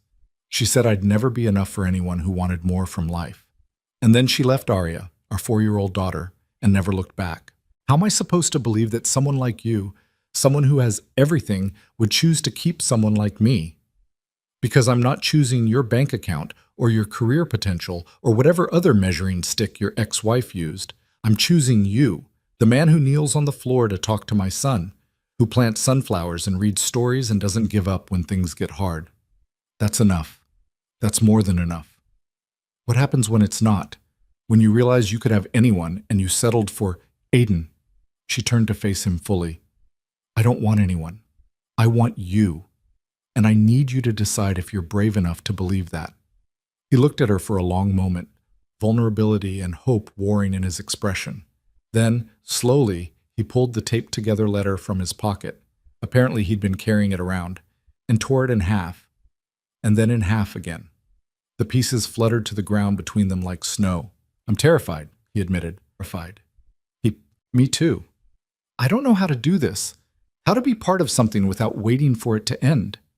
Then we'll figure it out together. That's what family does. The door behind them opened. Arya peeked out, her dark curls sleep-mussed, clutching a stuffed rabbit. Daddy? Who's that? Aiden's expression softened immediately. Arya, baby, this is Ms. Cole. Remember I told you about Milo? The boy with the sunflowers? That's right. Miss Cole is his mom. Arya studied Verena with solemn eyes. Are you nice? I try to be, Verena said gently. Your dad talks about you all the time. He says you're very brave. I am brave. Daddy says so. Arya looked between them. Are you making Daddy sad? Grandpa said someone made him sad. No, sweetheart. I'm trying to make him happy, but sometimes grown-ups make things more complicated than they need to be. Arya considered this. Then she walked over and took Verena's hand. You should come inside. It's cold, and we have cookies. Verena looked at Aiden, who nodded slowly. She let this tiny, brave girl lead her into the house where Aiden had been hiding from Hope, and she thought maybe this was what healing looked like. Not grand gestures or perfect words, but small moments of choosing connection over fear. They sat in Thomas's living room, eating store-brand cookies while Arya chatted about her preschool and her friends, and the flowers she wanted to plant when she lived with Daddy again. Aiden was quiet, watching Verena interact with his daughter with an expression that was equal parts wonder and terror. When Arya finally fell asleep against Aiden's side, Thomas appeared from wherever he'd been tactfully hiding. I'll put her to bed. You two talk. After he carried Arya down the hall, Verena turned to Aiden. She's wonderful. She's everything. His voice was thick with emotion.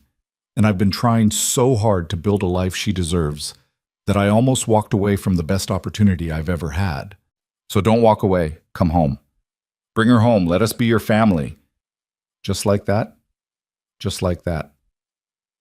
Verena reached across the space between them and took his hand. I know you're scared. I know you've been hurt. But Aiden, so have I. So has Milo. And we're all choosing to try again anyway. That's what courage is. Not the absence of fear, but doing it scared. He squeezed her hand, his thumb brushing across her knuckles.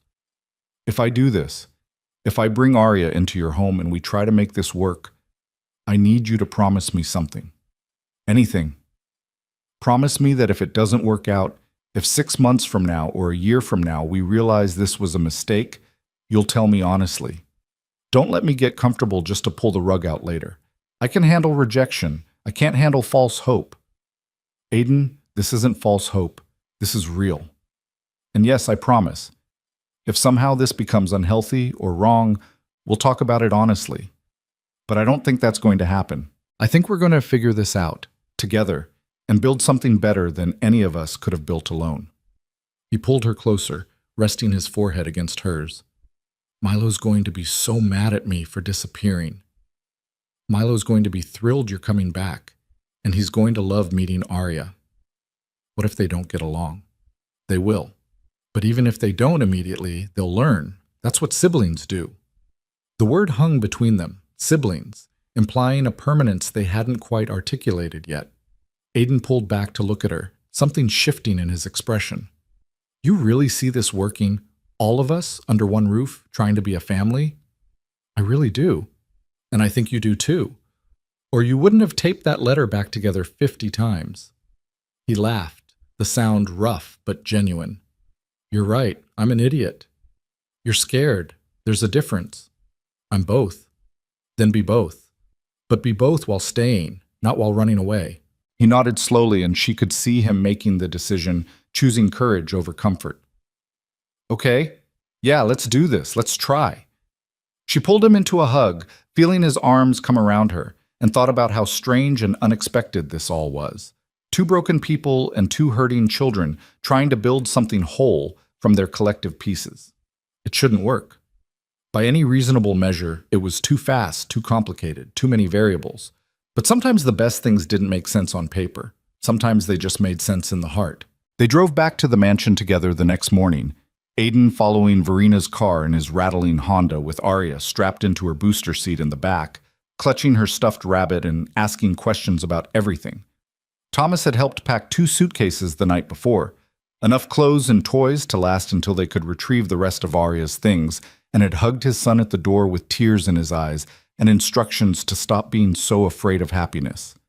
Verina had barely slept, her mind churning through logistics and possibilities and the sheer enormity of what they were about to do. She'd called Marcus at 11 p.m. to warn him they'd have a new permanent resident by morning, and to his credit, he'd simply asked what Arya's favorite breakfast food was and whether she had any allergies. By the time they pulled into the circular driveway at 8:15, the suite in the family wing was ready. The kitchen was stocked with child-friendly foods, and Marcus had even found a small step stool for the bathroom sink. Milo was waiting on the front steps, having stationed himself there since dawn, according to Marcus.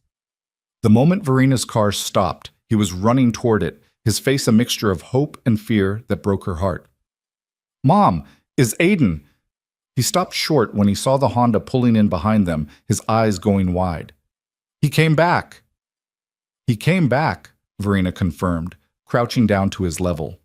"And he brought someone very special with him." Aiden emerged from the Honda, moving to open the back door. Arya climbed out carefully, her rabbit clutched to her chest, her eyes huge as she took in the mansion. She was smaller than Verina had expected from the FaceTime calls, delicate-looking with Aiden's dark curls and a dusting of freckles across her nose. Milo approached slowly, suddenly shy. "Hi, I'm Milo." "I know, you're the sunflower boy." Arya's voice was soft but clear. "I'm Arya. This is Mr. Hopscotch." She held up the rabbit. "He's very brave, so I don't have to be scared all the time." "That's smart. Do you want to see the actual sunflowers? They're in the back garden. They're almost as tall as me now." Arya looked up at Aiden, who nodded encouragingly. She took a tentative step toward Milo, then another, and then suddenly they were walking toward the house together, Milo chattering about the garden and the playroom and all the things they could build, while Arya listened with solemn attention. Verina and Aiden stood by the cars, watching them disappear through the front door. "That went better than I expected," Aiden said quietly. "Kids are resilient. They want connection. They just need permission to reach for it." "Is that what we're doing? Reaching for connection?" She turned to look at him, this man who'd become essential without her quite noticing when it happened. "I think we already found it. Now we're just figuring out what to do with it." Marcus appeared in the doorway, his expression carefully neutral in the way that meant he was deeply pleased. "Mr. Shaw, welcome back.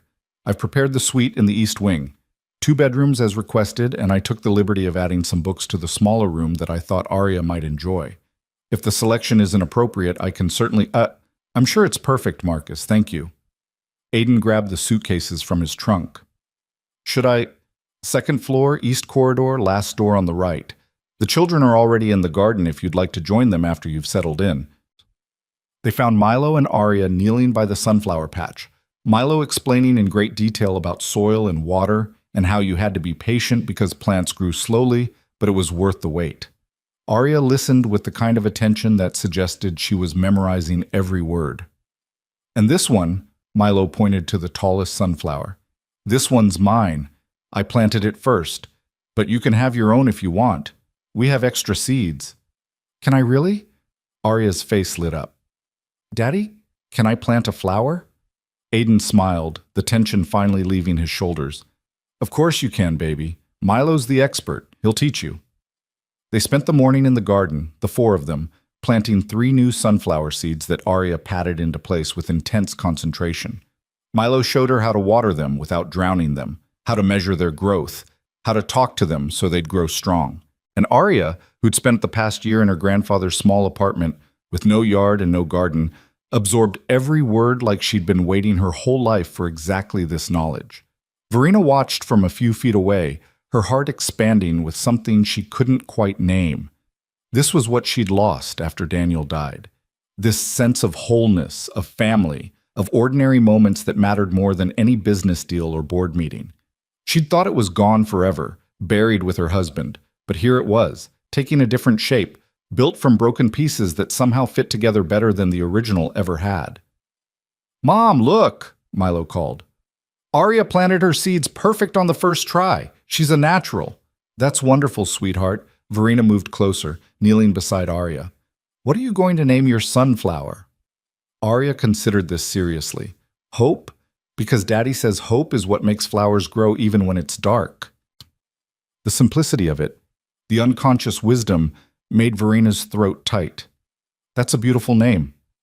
They went inside for lunch, the children chattering nonstop now that the initial shyness had worn off. Marcus had prepared grilled cheese sandwiches and fruit, and they ate in the kitchen rather than the formal dining room, the space feeling more like a home than it had in months. Afterward, Milo dragged Arya to the playroom to show her his block collection. Verena and Aiden followed at a distance, watching through the doorway as the children immediately began building something together, their heads bent close, already developing that unconscious synchronicity that suggested they'd be friends. "I can't believe this is real," Aiden said quietly. "Yesterday I was convinced I'd ruined everything. Today I'm standing in your home watching my daughter play with your son like they've known each other forever. Life changes fast. We just have to be brave enough to let it." He looked at her, something vulnerable in his expression. "I'm still scared." "Good. That means it matters." She took his hand, threading their fingers together. "Aiden, I need to tell you something. Something I should have said before." "What?" "I deleted the cameras. The ones I used to watch you and Milo. I haven't looked at a single feed in 3 weeks." He absorbed this, understanding the significance. "You stopped surveilling and started trusting. I stopped hiding and started participating, because you taught me that watching life through a screen isn't the same as living it." She squeezed his hand. "Thank you for that, for teaching me how to be present again. You taught yourself. I just showed up." "You did more than show up. You saved us. I think maybe we saved each other." They stood there watching the children build towers and knock them down, laughing at the destruction and immediately starting over. And Verena thought about the cameras she'd relied on for so long. How she'd installed them after Daniel's death, desperate to control something, anything, in a world that had proven itself terrifyingly unpredictable.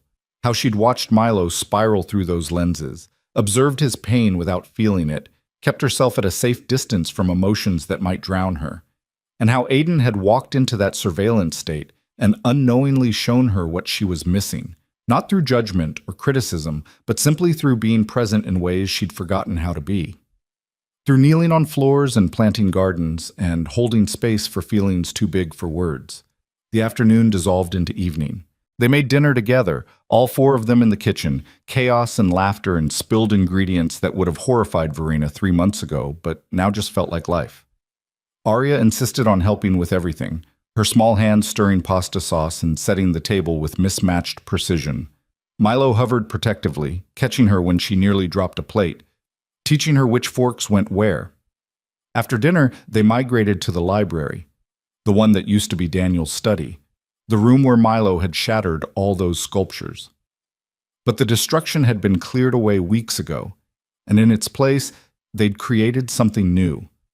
Floor-to-ceiling bookshelves that Milo had helped organize, a reading corner with cushions and soft lighting, a space that honored the past without being imprisoned by it.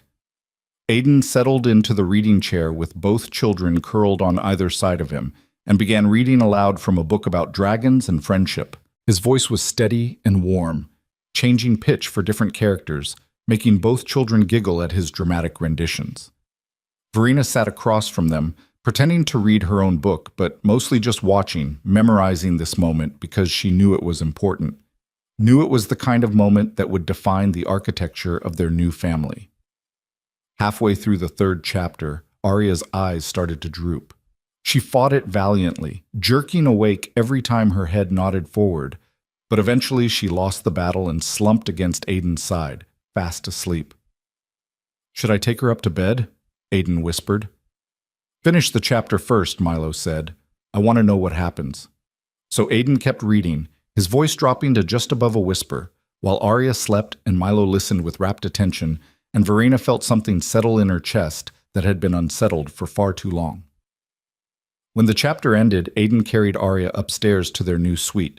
Milo followed, wanting to see her room, and Verena trailed behind, watching as Aiden tucked his daughter into the bed that Marcus had made up with soft blue sheets. Arya stirred slightly, reaching for her rabbit, and Aiden placed it gently in her arms before kissing her forehead. "Love you, baby girl," he murmured. "Love you, Daddy," she mumbled, already drifting back to sleep. They stepped into the hallway, pulling the door mostly closed, and found Milo watching with an expression Verena couldn't quite read. "What is it, sweetheart?" she asked. "Nothing. He looked at Aiden. "I'm glad you came back. I thought you were gone forever." "I know, and I'm sorry I scared you. That wasn't fair." Aiden crouched down to Milo's level. "But I need you to understand something. I'm not going anywhere. This is my home now. You and your mom and Arya, you're my family. And family doesn't leave just because things get hard or scary." "You promise?" "I promise." Milo studied him for a long moment, then threw his arms around Aiden's neck in a fierce hug. "Okay, I believe you." Verena's vision blurred with tears as she watched them, this man and her son, healing each other in ways neither of them quite understood yet. When they finally pulled apart, Milo turned to her with a shy smile. "Can Aiden read me a story too? In my room?" "Of course he can. Go pick out a book." Milo ran off down the hall, and Aiden stood meeting Verena's eyes. "This is really happening, isn't it? We're really doing this. We're really doing this. I don't know how to be part of a family like this. With my ex-wife, it was always conditional, always dependent on what I could provide or achieve. This feels different, like I could fail every expectation, and you'd still want me here." "That's because love isn't about meeting expectations. It's about showing up imperfectly and being accepted anyway." She stepped closer, reaching up to cup his face. "You belong here, Aiden, not because of what you do for Milo or how well you perform your duties. You belong here because you're you, and we want you." He kissed her then, soft and tentative, a question more than a statement. She answered by kissing him back, her hands sliding into his hair, feeling 3 months of tension and fear and hope condensing into this single moment of connection. When they pulled apart, both breathing hard, Aiden rested his forehead against hers. "I'm still terrified." "Me too, but let's be terrified together." "Deal," Milo's voice called from his bedroom, impatient and excited. "Aiden, I picked 3 books, come on!" Aiden laughed, the sound lighter than Verena had ever heard it. "Duty calls." "Go, I'll be here when you're done." She went to her own room, changed into comfortable clothes, and tried to process everything that had happened in the past 24 hours. Yesterday, she'd been terrified she'd lost Aiden forever, that his fear would override everything they'd built. Today, he was reading bedtime stories to her son, while his daughter slept down the hall, and they were building something that looked like family. It was fast. Objectively, it was too fast, going from employer and employee to something like co-parents in less than 3 months. Her board of directors would have called it reckless. Her late husband's family would probably call it disrespectful to Daniel's memory. But Verena had spent 18 months being careful and controlled and properly grieving, and it had nearly destroyed her and her son both. Sometimes the right thing looked reckless to people on the outside. Sometimes healing didn't follow a socially acceptable timeline. A soft knock on her door pulled her from her thoughts. Aiden stood in the hallway, looking hesitant. Milo's asleep. All 3 books, 2 glasses of water, and a 15-minute discussion about whether dragons could be friends with sharks later. She smiled. "Sounds exhausting." "Sounds perfect." He leaned against the doorframe. "I should let you sleep. Tomorrow's going to be busy. We need to go back to my dad's and get the rest of Arya's things. And I should probably formally notify my landlord that I'm breaking my lease and—" "Aiden." "Yeah?" "Stop planning. Just for tonight. Stop thinking about logistics and tomorrow and everything that needs to happen. Just be here. Right now. With me." He stepped into her room, closing the door softly behind him. They sat on the edge of her bed, not touching, just existing in the same space. The silence stretched comfortable and warm between them. "Can I ask you something?" Verena said finally. "Anything." Iggy. What changed between when you gave me the resignation letter and when you tore it up? What made you decide to stay? Aiden was quiet for a moment, gathering his thoughts. Arya. She asked me why I looked so sad and I didn't have a good answer. I tried to explain that sometimes grown-ups have to make hard choices, but she just looked at me with those big eyes and said, "Is the hard choice making you happy?" And I realized it wasn't. Walking away wasn't protecting anyone. It was just making all of us lonely and scared. Smart kid. The smartest. She gets it from her mother. He paused. Not her birth mother, but the mother she's going to have here. You. The words hit Verena like a physical force. Aiden, I can't replace... I'm not asking you to replace anyone. I'm asking if you're willing to help me raise her. To be a mother figure in her life the way I'm trying to be a father figure in Milo's. Not replacing Daniel, just adding to the family in a way that makes all of us more whole. Verena's hands shook slightly. I barely know how to mother my own child.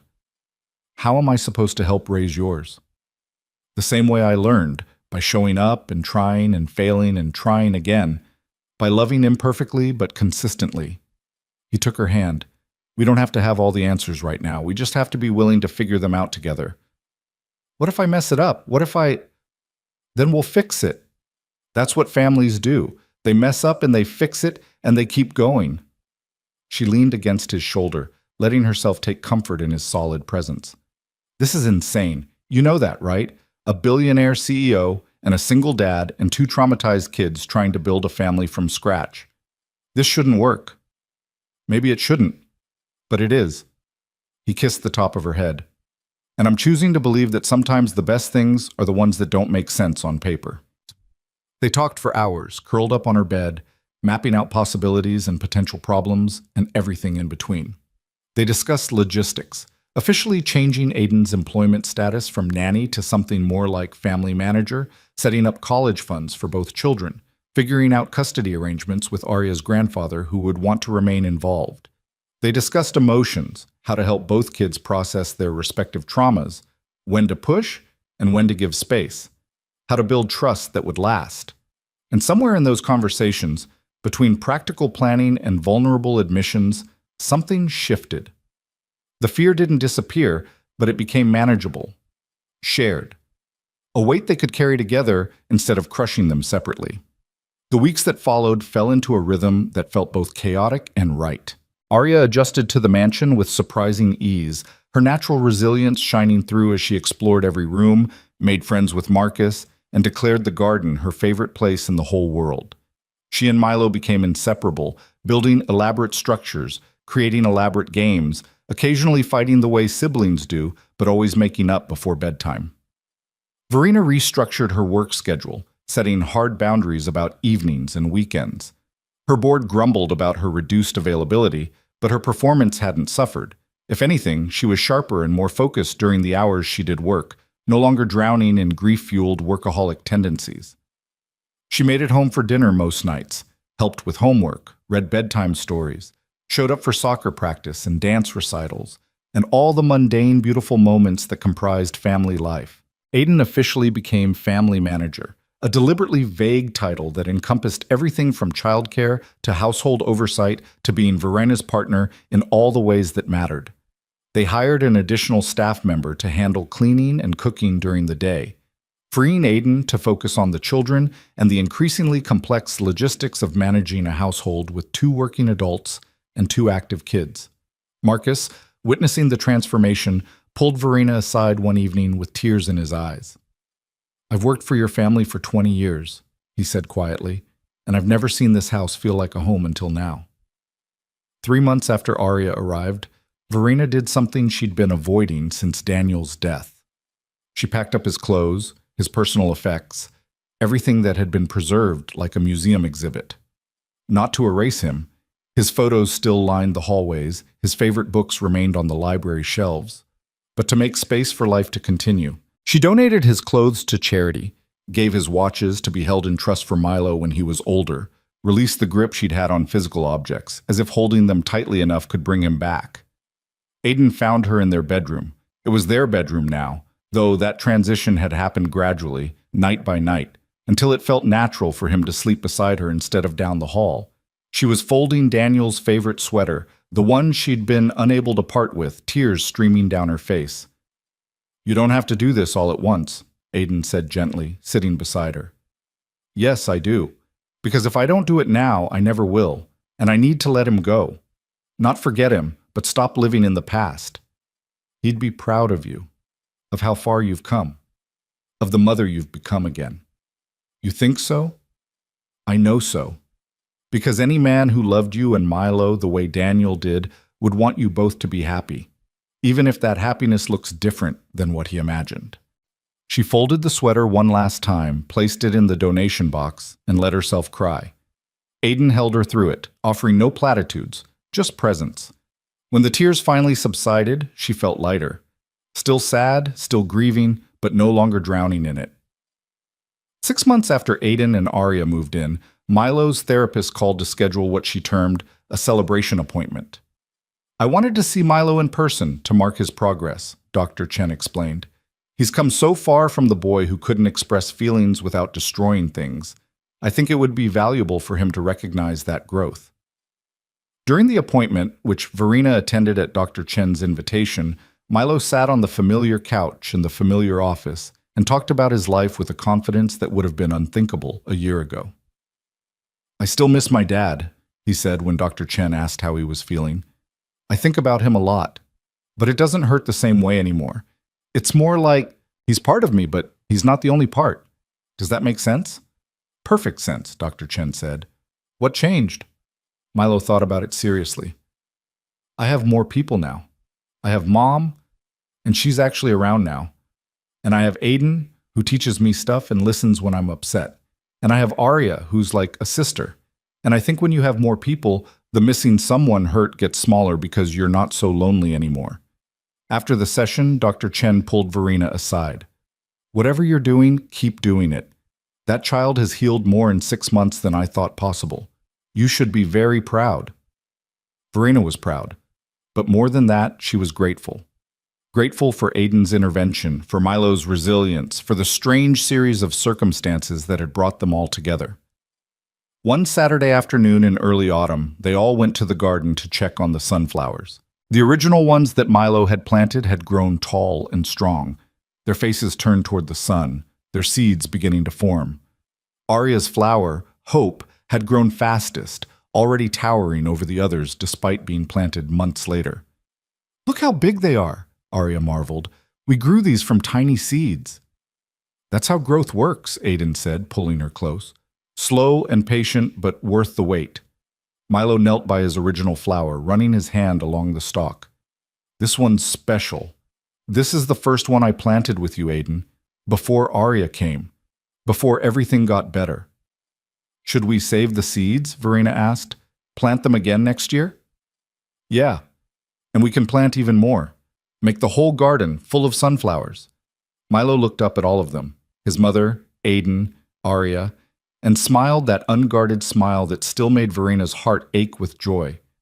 "This can be our family tradition. Every year we plant more sunflowers and watch them grow." That evening, after the children were in bed, Verena and Aiden sat in the library with glasses of wine, comfortable in the silence that had become their default. "I've been thinking about something," Aiden said eventually. "What's that?" "We should make this official, not just employment and cohabitation, but actual family. I want to adopt Milo, and I want you to adopt Arya. Make us legally what we already are in practice." Verena's breath caught. "Are you serious?" "Completely serious. These kids, they've already bonded as siblings. We've already bonded as partners, as co-parents. Why not make it permanent? Give all of us the security of knowing this isn't temporary. This isn't dependent on employment contracts or living arrangements. This is forever." "Aiden, that's huge. That's marriage-level commitment without the marriage." "Then maybe we should talk about that too." He set down his wine glass, turning to face her fully. "I love you, Verena. I've been in love with you for months, probably since that night you came home early and we made cookies with Milo and I saw you choosing to be present. I didn't say anything because it felt too fast, too complicated. But loving you isn't complicated. It's the simplest thing I've ever done. Tears pricked her eyes. I love you too. I think I started falling for you when I watched you through those cameras, seeing how patient you were with Milo, how you never gave up on him. And then when I stopped watching and started participating, I fell even harder. Because you didn't just save my son. You saved me. So what do you say? Should we make this official? Get married? Adopt each other's kids? Become the weird blended family we've already been pretending to be? She laughed through her tears. Yes. God, yes. Let's do all of it. He kissed her then, deep and sure, and Verena felt the last pieces of her broken heart knit together. Not perfectly. The scars from Daniel's death would always be there, part of her story, part of what had shaped her. But whole enough to love again, brave enough to build something new. They told the children the next morning over pancakes. Arya's specialty now, she insisted on helping every time. Both kids processed the news with the beautiful simplicity of the young. So Aiden would be my dad? Like, my actual dad? Milo asked. If you want that, Aiden said carefully, your dad, Daniel, will always be your father. The one who was there first, the one you remember. I can't replace him, but I'd like to be your dad too, if you'll have me. Milo looked at Verena, seeking permission. She nodded, tears already streaming down her face. Okay, Milo said, his voice small but certain. Yeah, I want that. And Mom would be my mom? Arya looked between them. My real mom? I would love that more than anything, Verena said, pulling Arya onto her lap. If you want me to be. I do want that, because you already act like my mom. You help with my homework and you tuck me in and you make sure I eat vegetables even when I don't want to, Arya giggled. And you love me even when I'm grumpy, especially when you're grumpy. They spent the rest of the day in the garden, planting more sunflower seeds for next year's crop, talking about wedding plans and adoption paperwork, and all the mundane details that comprised building a life together. Marcus appeared at one point with champagne for the adults and sparkling cider for the children, and they toasted to new beginnings. The legal processes took months, background checks and home studies and endless paperwork that made Verena grateful for her lawyers. They married in the garden in early spring, a small ceremony with just family and close friends, the children serving as both flower girl and ring bearer. Milo gave Verena away with solemn pride, and Arya clung to Aiden's hand throughout the ceremony, her face split in a grin that never wavered. The adoptions were finalized that summer, both on the same day by design. Milo officially became Milo Coleshaw, and Arya became Arya Shaw Cole, their hyphenated names a testament to their blended origins. The judge who presided over the proceedings commented that in 20 years on the bench, she'd never seen a family so clearly meant to be together. That evening, as they celebrated with an elaborate dinner that the children had helped plan, Milo pulled out a folded piece of paper from his pocket. I made something, he announced, for all of us. He unfolded the paper, revealing a drawing that was more sophisticated than his early stick figures, but still charmingly childlike. 4 people standing in front of a house, surrounded by enormous sunflowers. Labels identified each figure: Mom, Dad, Milo, Arya. Look, Milo pointed to each figure in turn. It's our family, all of us, together. Verena's vision blurred as she studied the drawing. Not just the figures, but the details. The house that was clearly their mansion, the garden in the background, the sun shining overhead.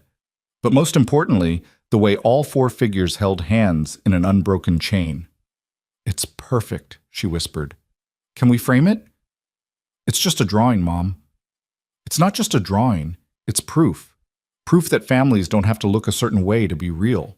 That love can rebuild what loss tried to destroy. That sometimes the best things come from the broken pieces we thought could never be whole again. Aiden wrapped his arm around her shoulders, pulling her close while the children examined the drawing, debating where it should be hung. You know what the best part is? He murmured in her ear. What?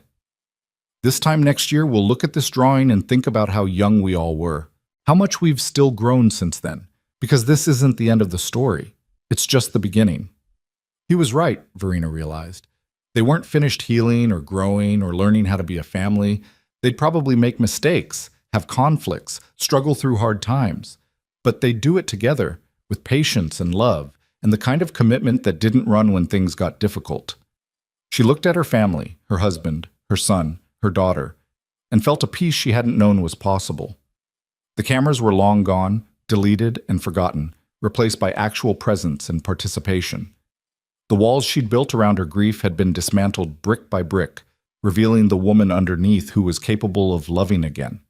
And the man who'd started as a stranger, hired to care for her son when she couldn't, had become the center of everything that mattered. That night, after the children were asleep and the celebration had wound down, Verena stood in the garden alone, looking at the sunflowers silhouetted against the twilight sky. She thought about the morning Aiden had first arrived, how desperate and hopeless she'd been, how certain that nothing would ever be right again. She thought about the cameras she'd installed, the surveillance she'd relied on, the way she'd tried to control every variable while missing the most important truth, that healing required presence, not observation, that love required risk, not safety, that family was something you built through showing up, not something you could manufacture through perfect planning. Behind her, the house glowed with warm light, and through the windows she could see Aiden moving through rooms, checking locks, turning off lights, performing the small rituals of home. Her home. Their home. "Thank you," she whispered to the stars, to Daniel's memory, to whatever force had brought Aiden Shaw into their lives at exactly the moment they needed him most. The sunflowers rustled in the evening breeze, and Verena smiled. For the first time since losing her husband, she wasn't watching life through a screen. She was living it, messy and imperfect and absolutely real. And it was more beautiful than anything she could have planned. She turned and walked back toward the house, toward the light, toward her family waiting inside. The cameras were gone. The walls were down. And in their place was something infinitely better: love, chosen daily. Family, built from broken pieces. Hope, growing tall like sunflowers, reaching for the sun. And it was enough. More than enough. It was everything.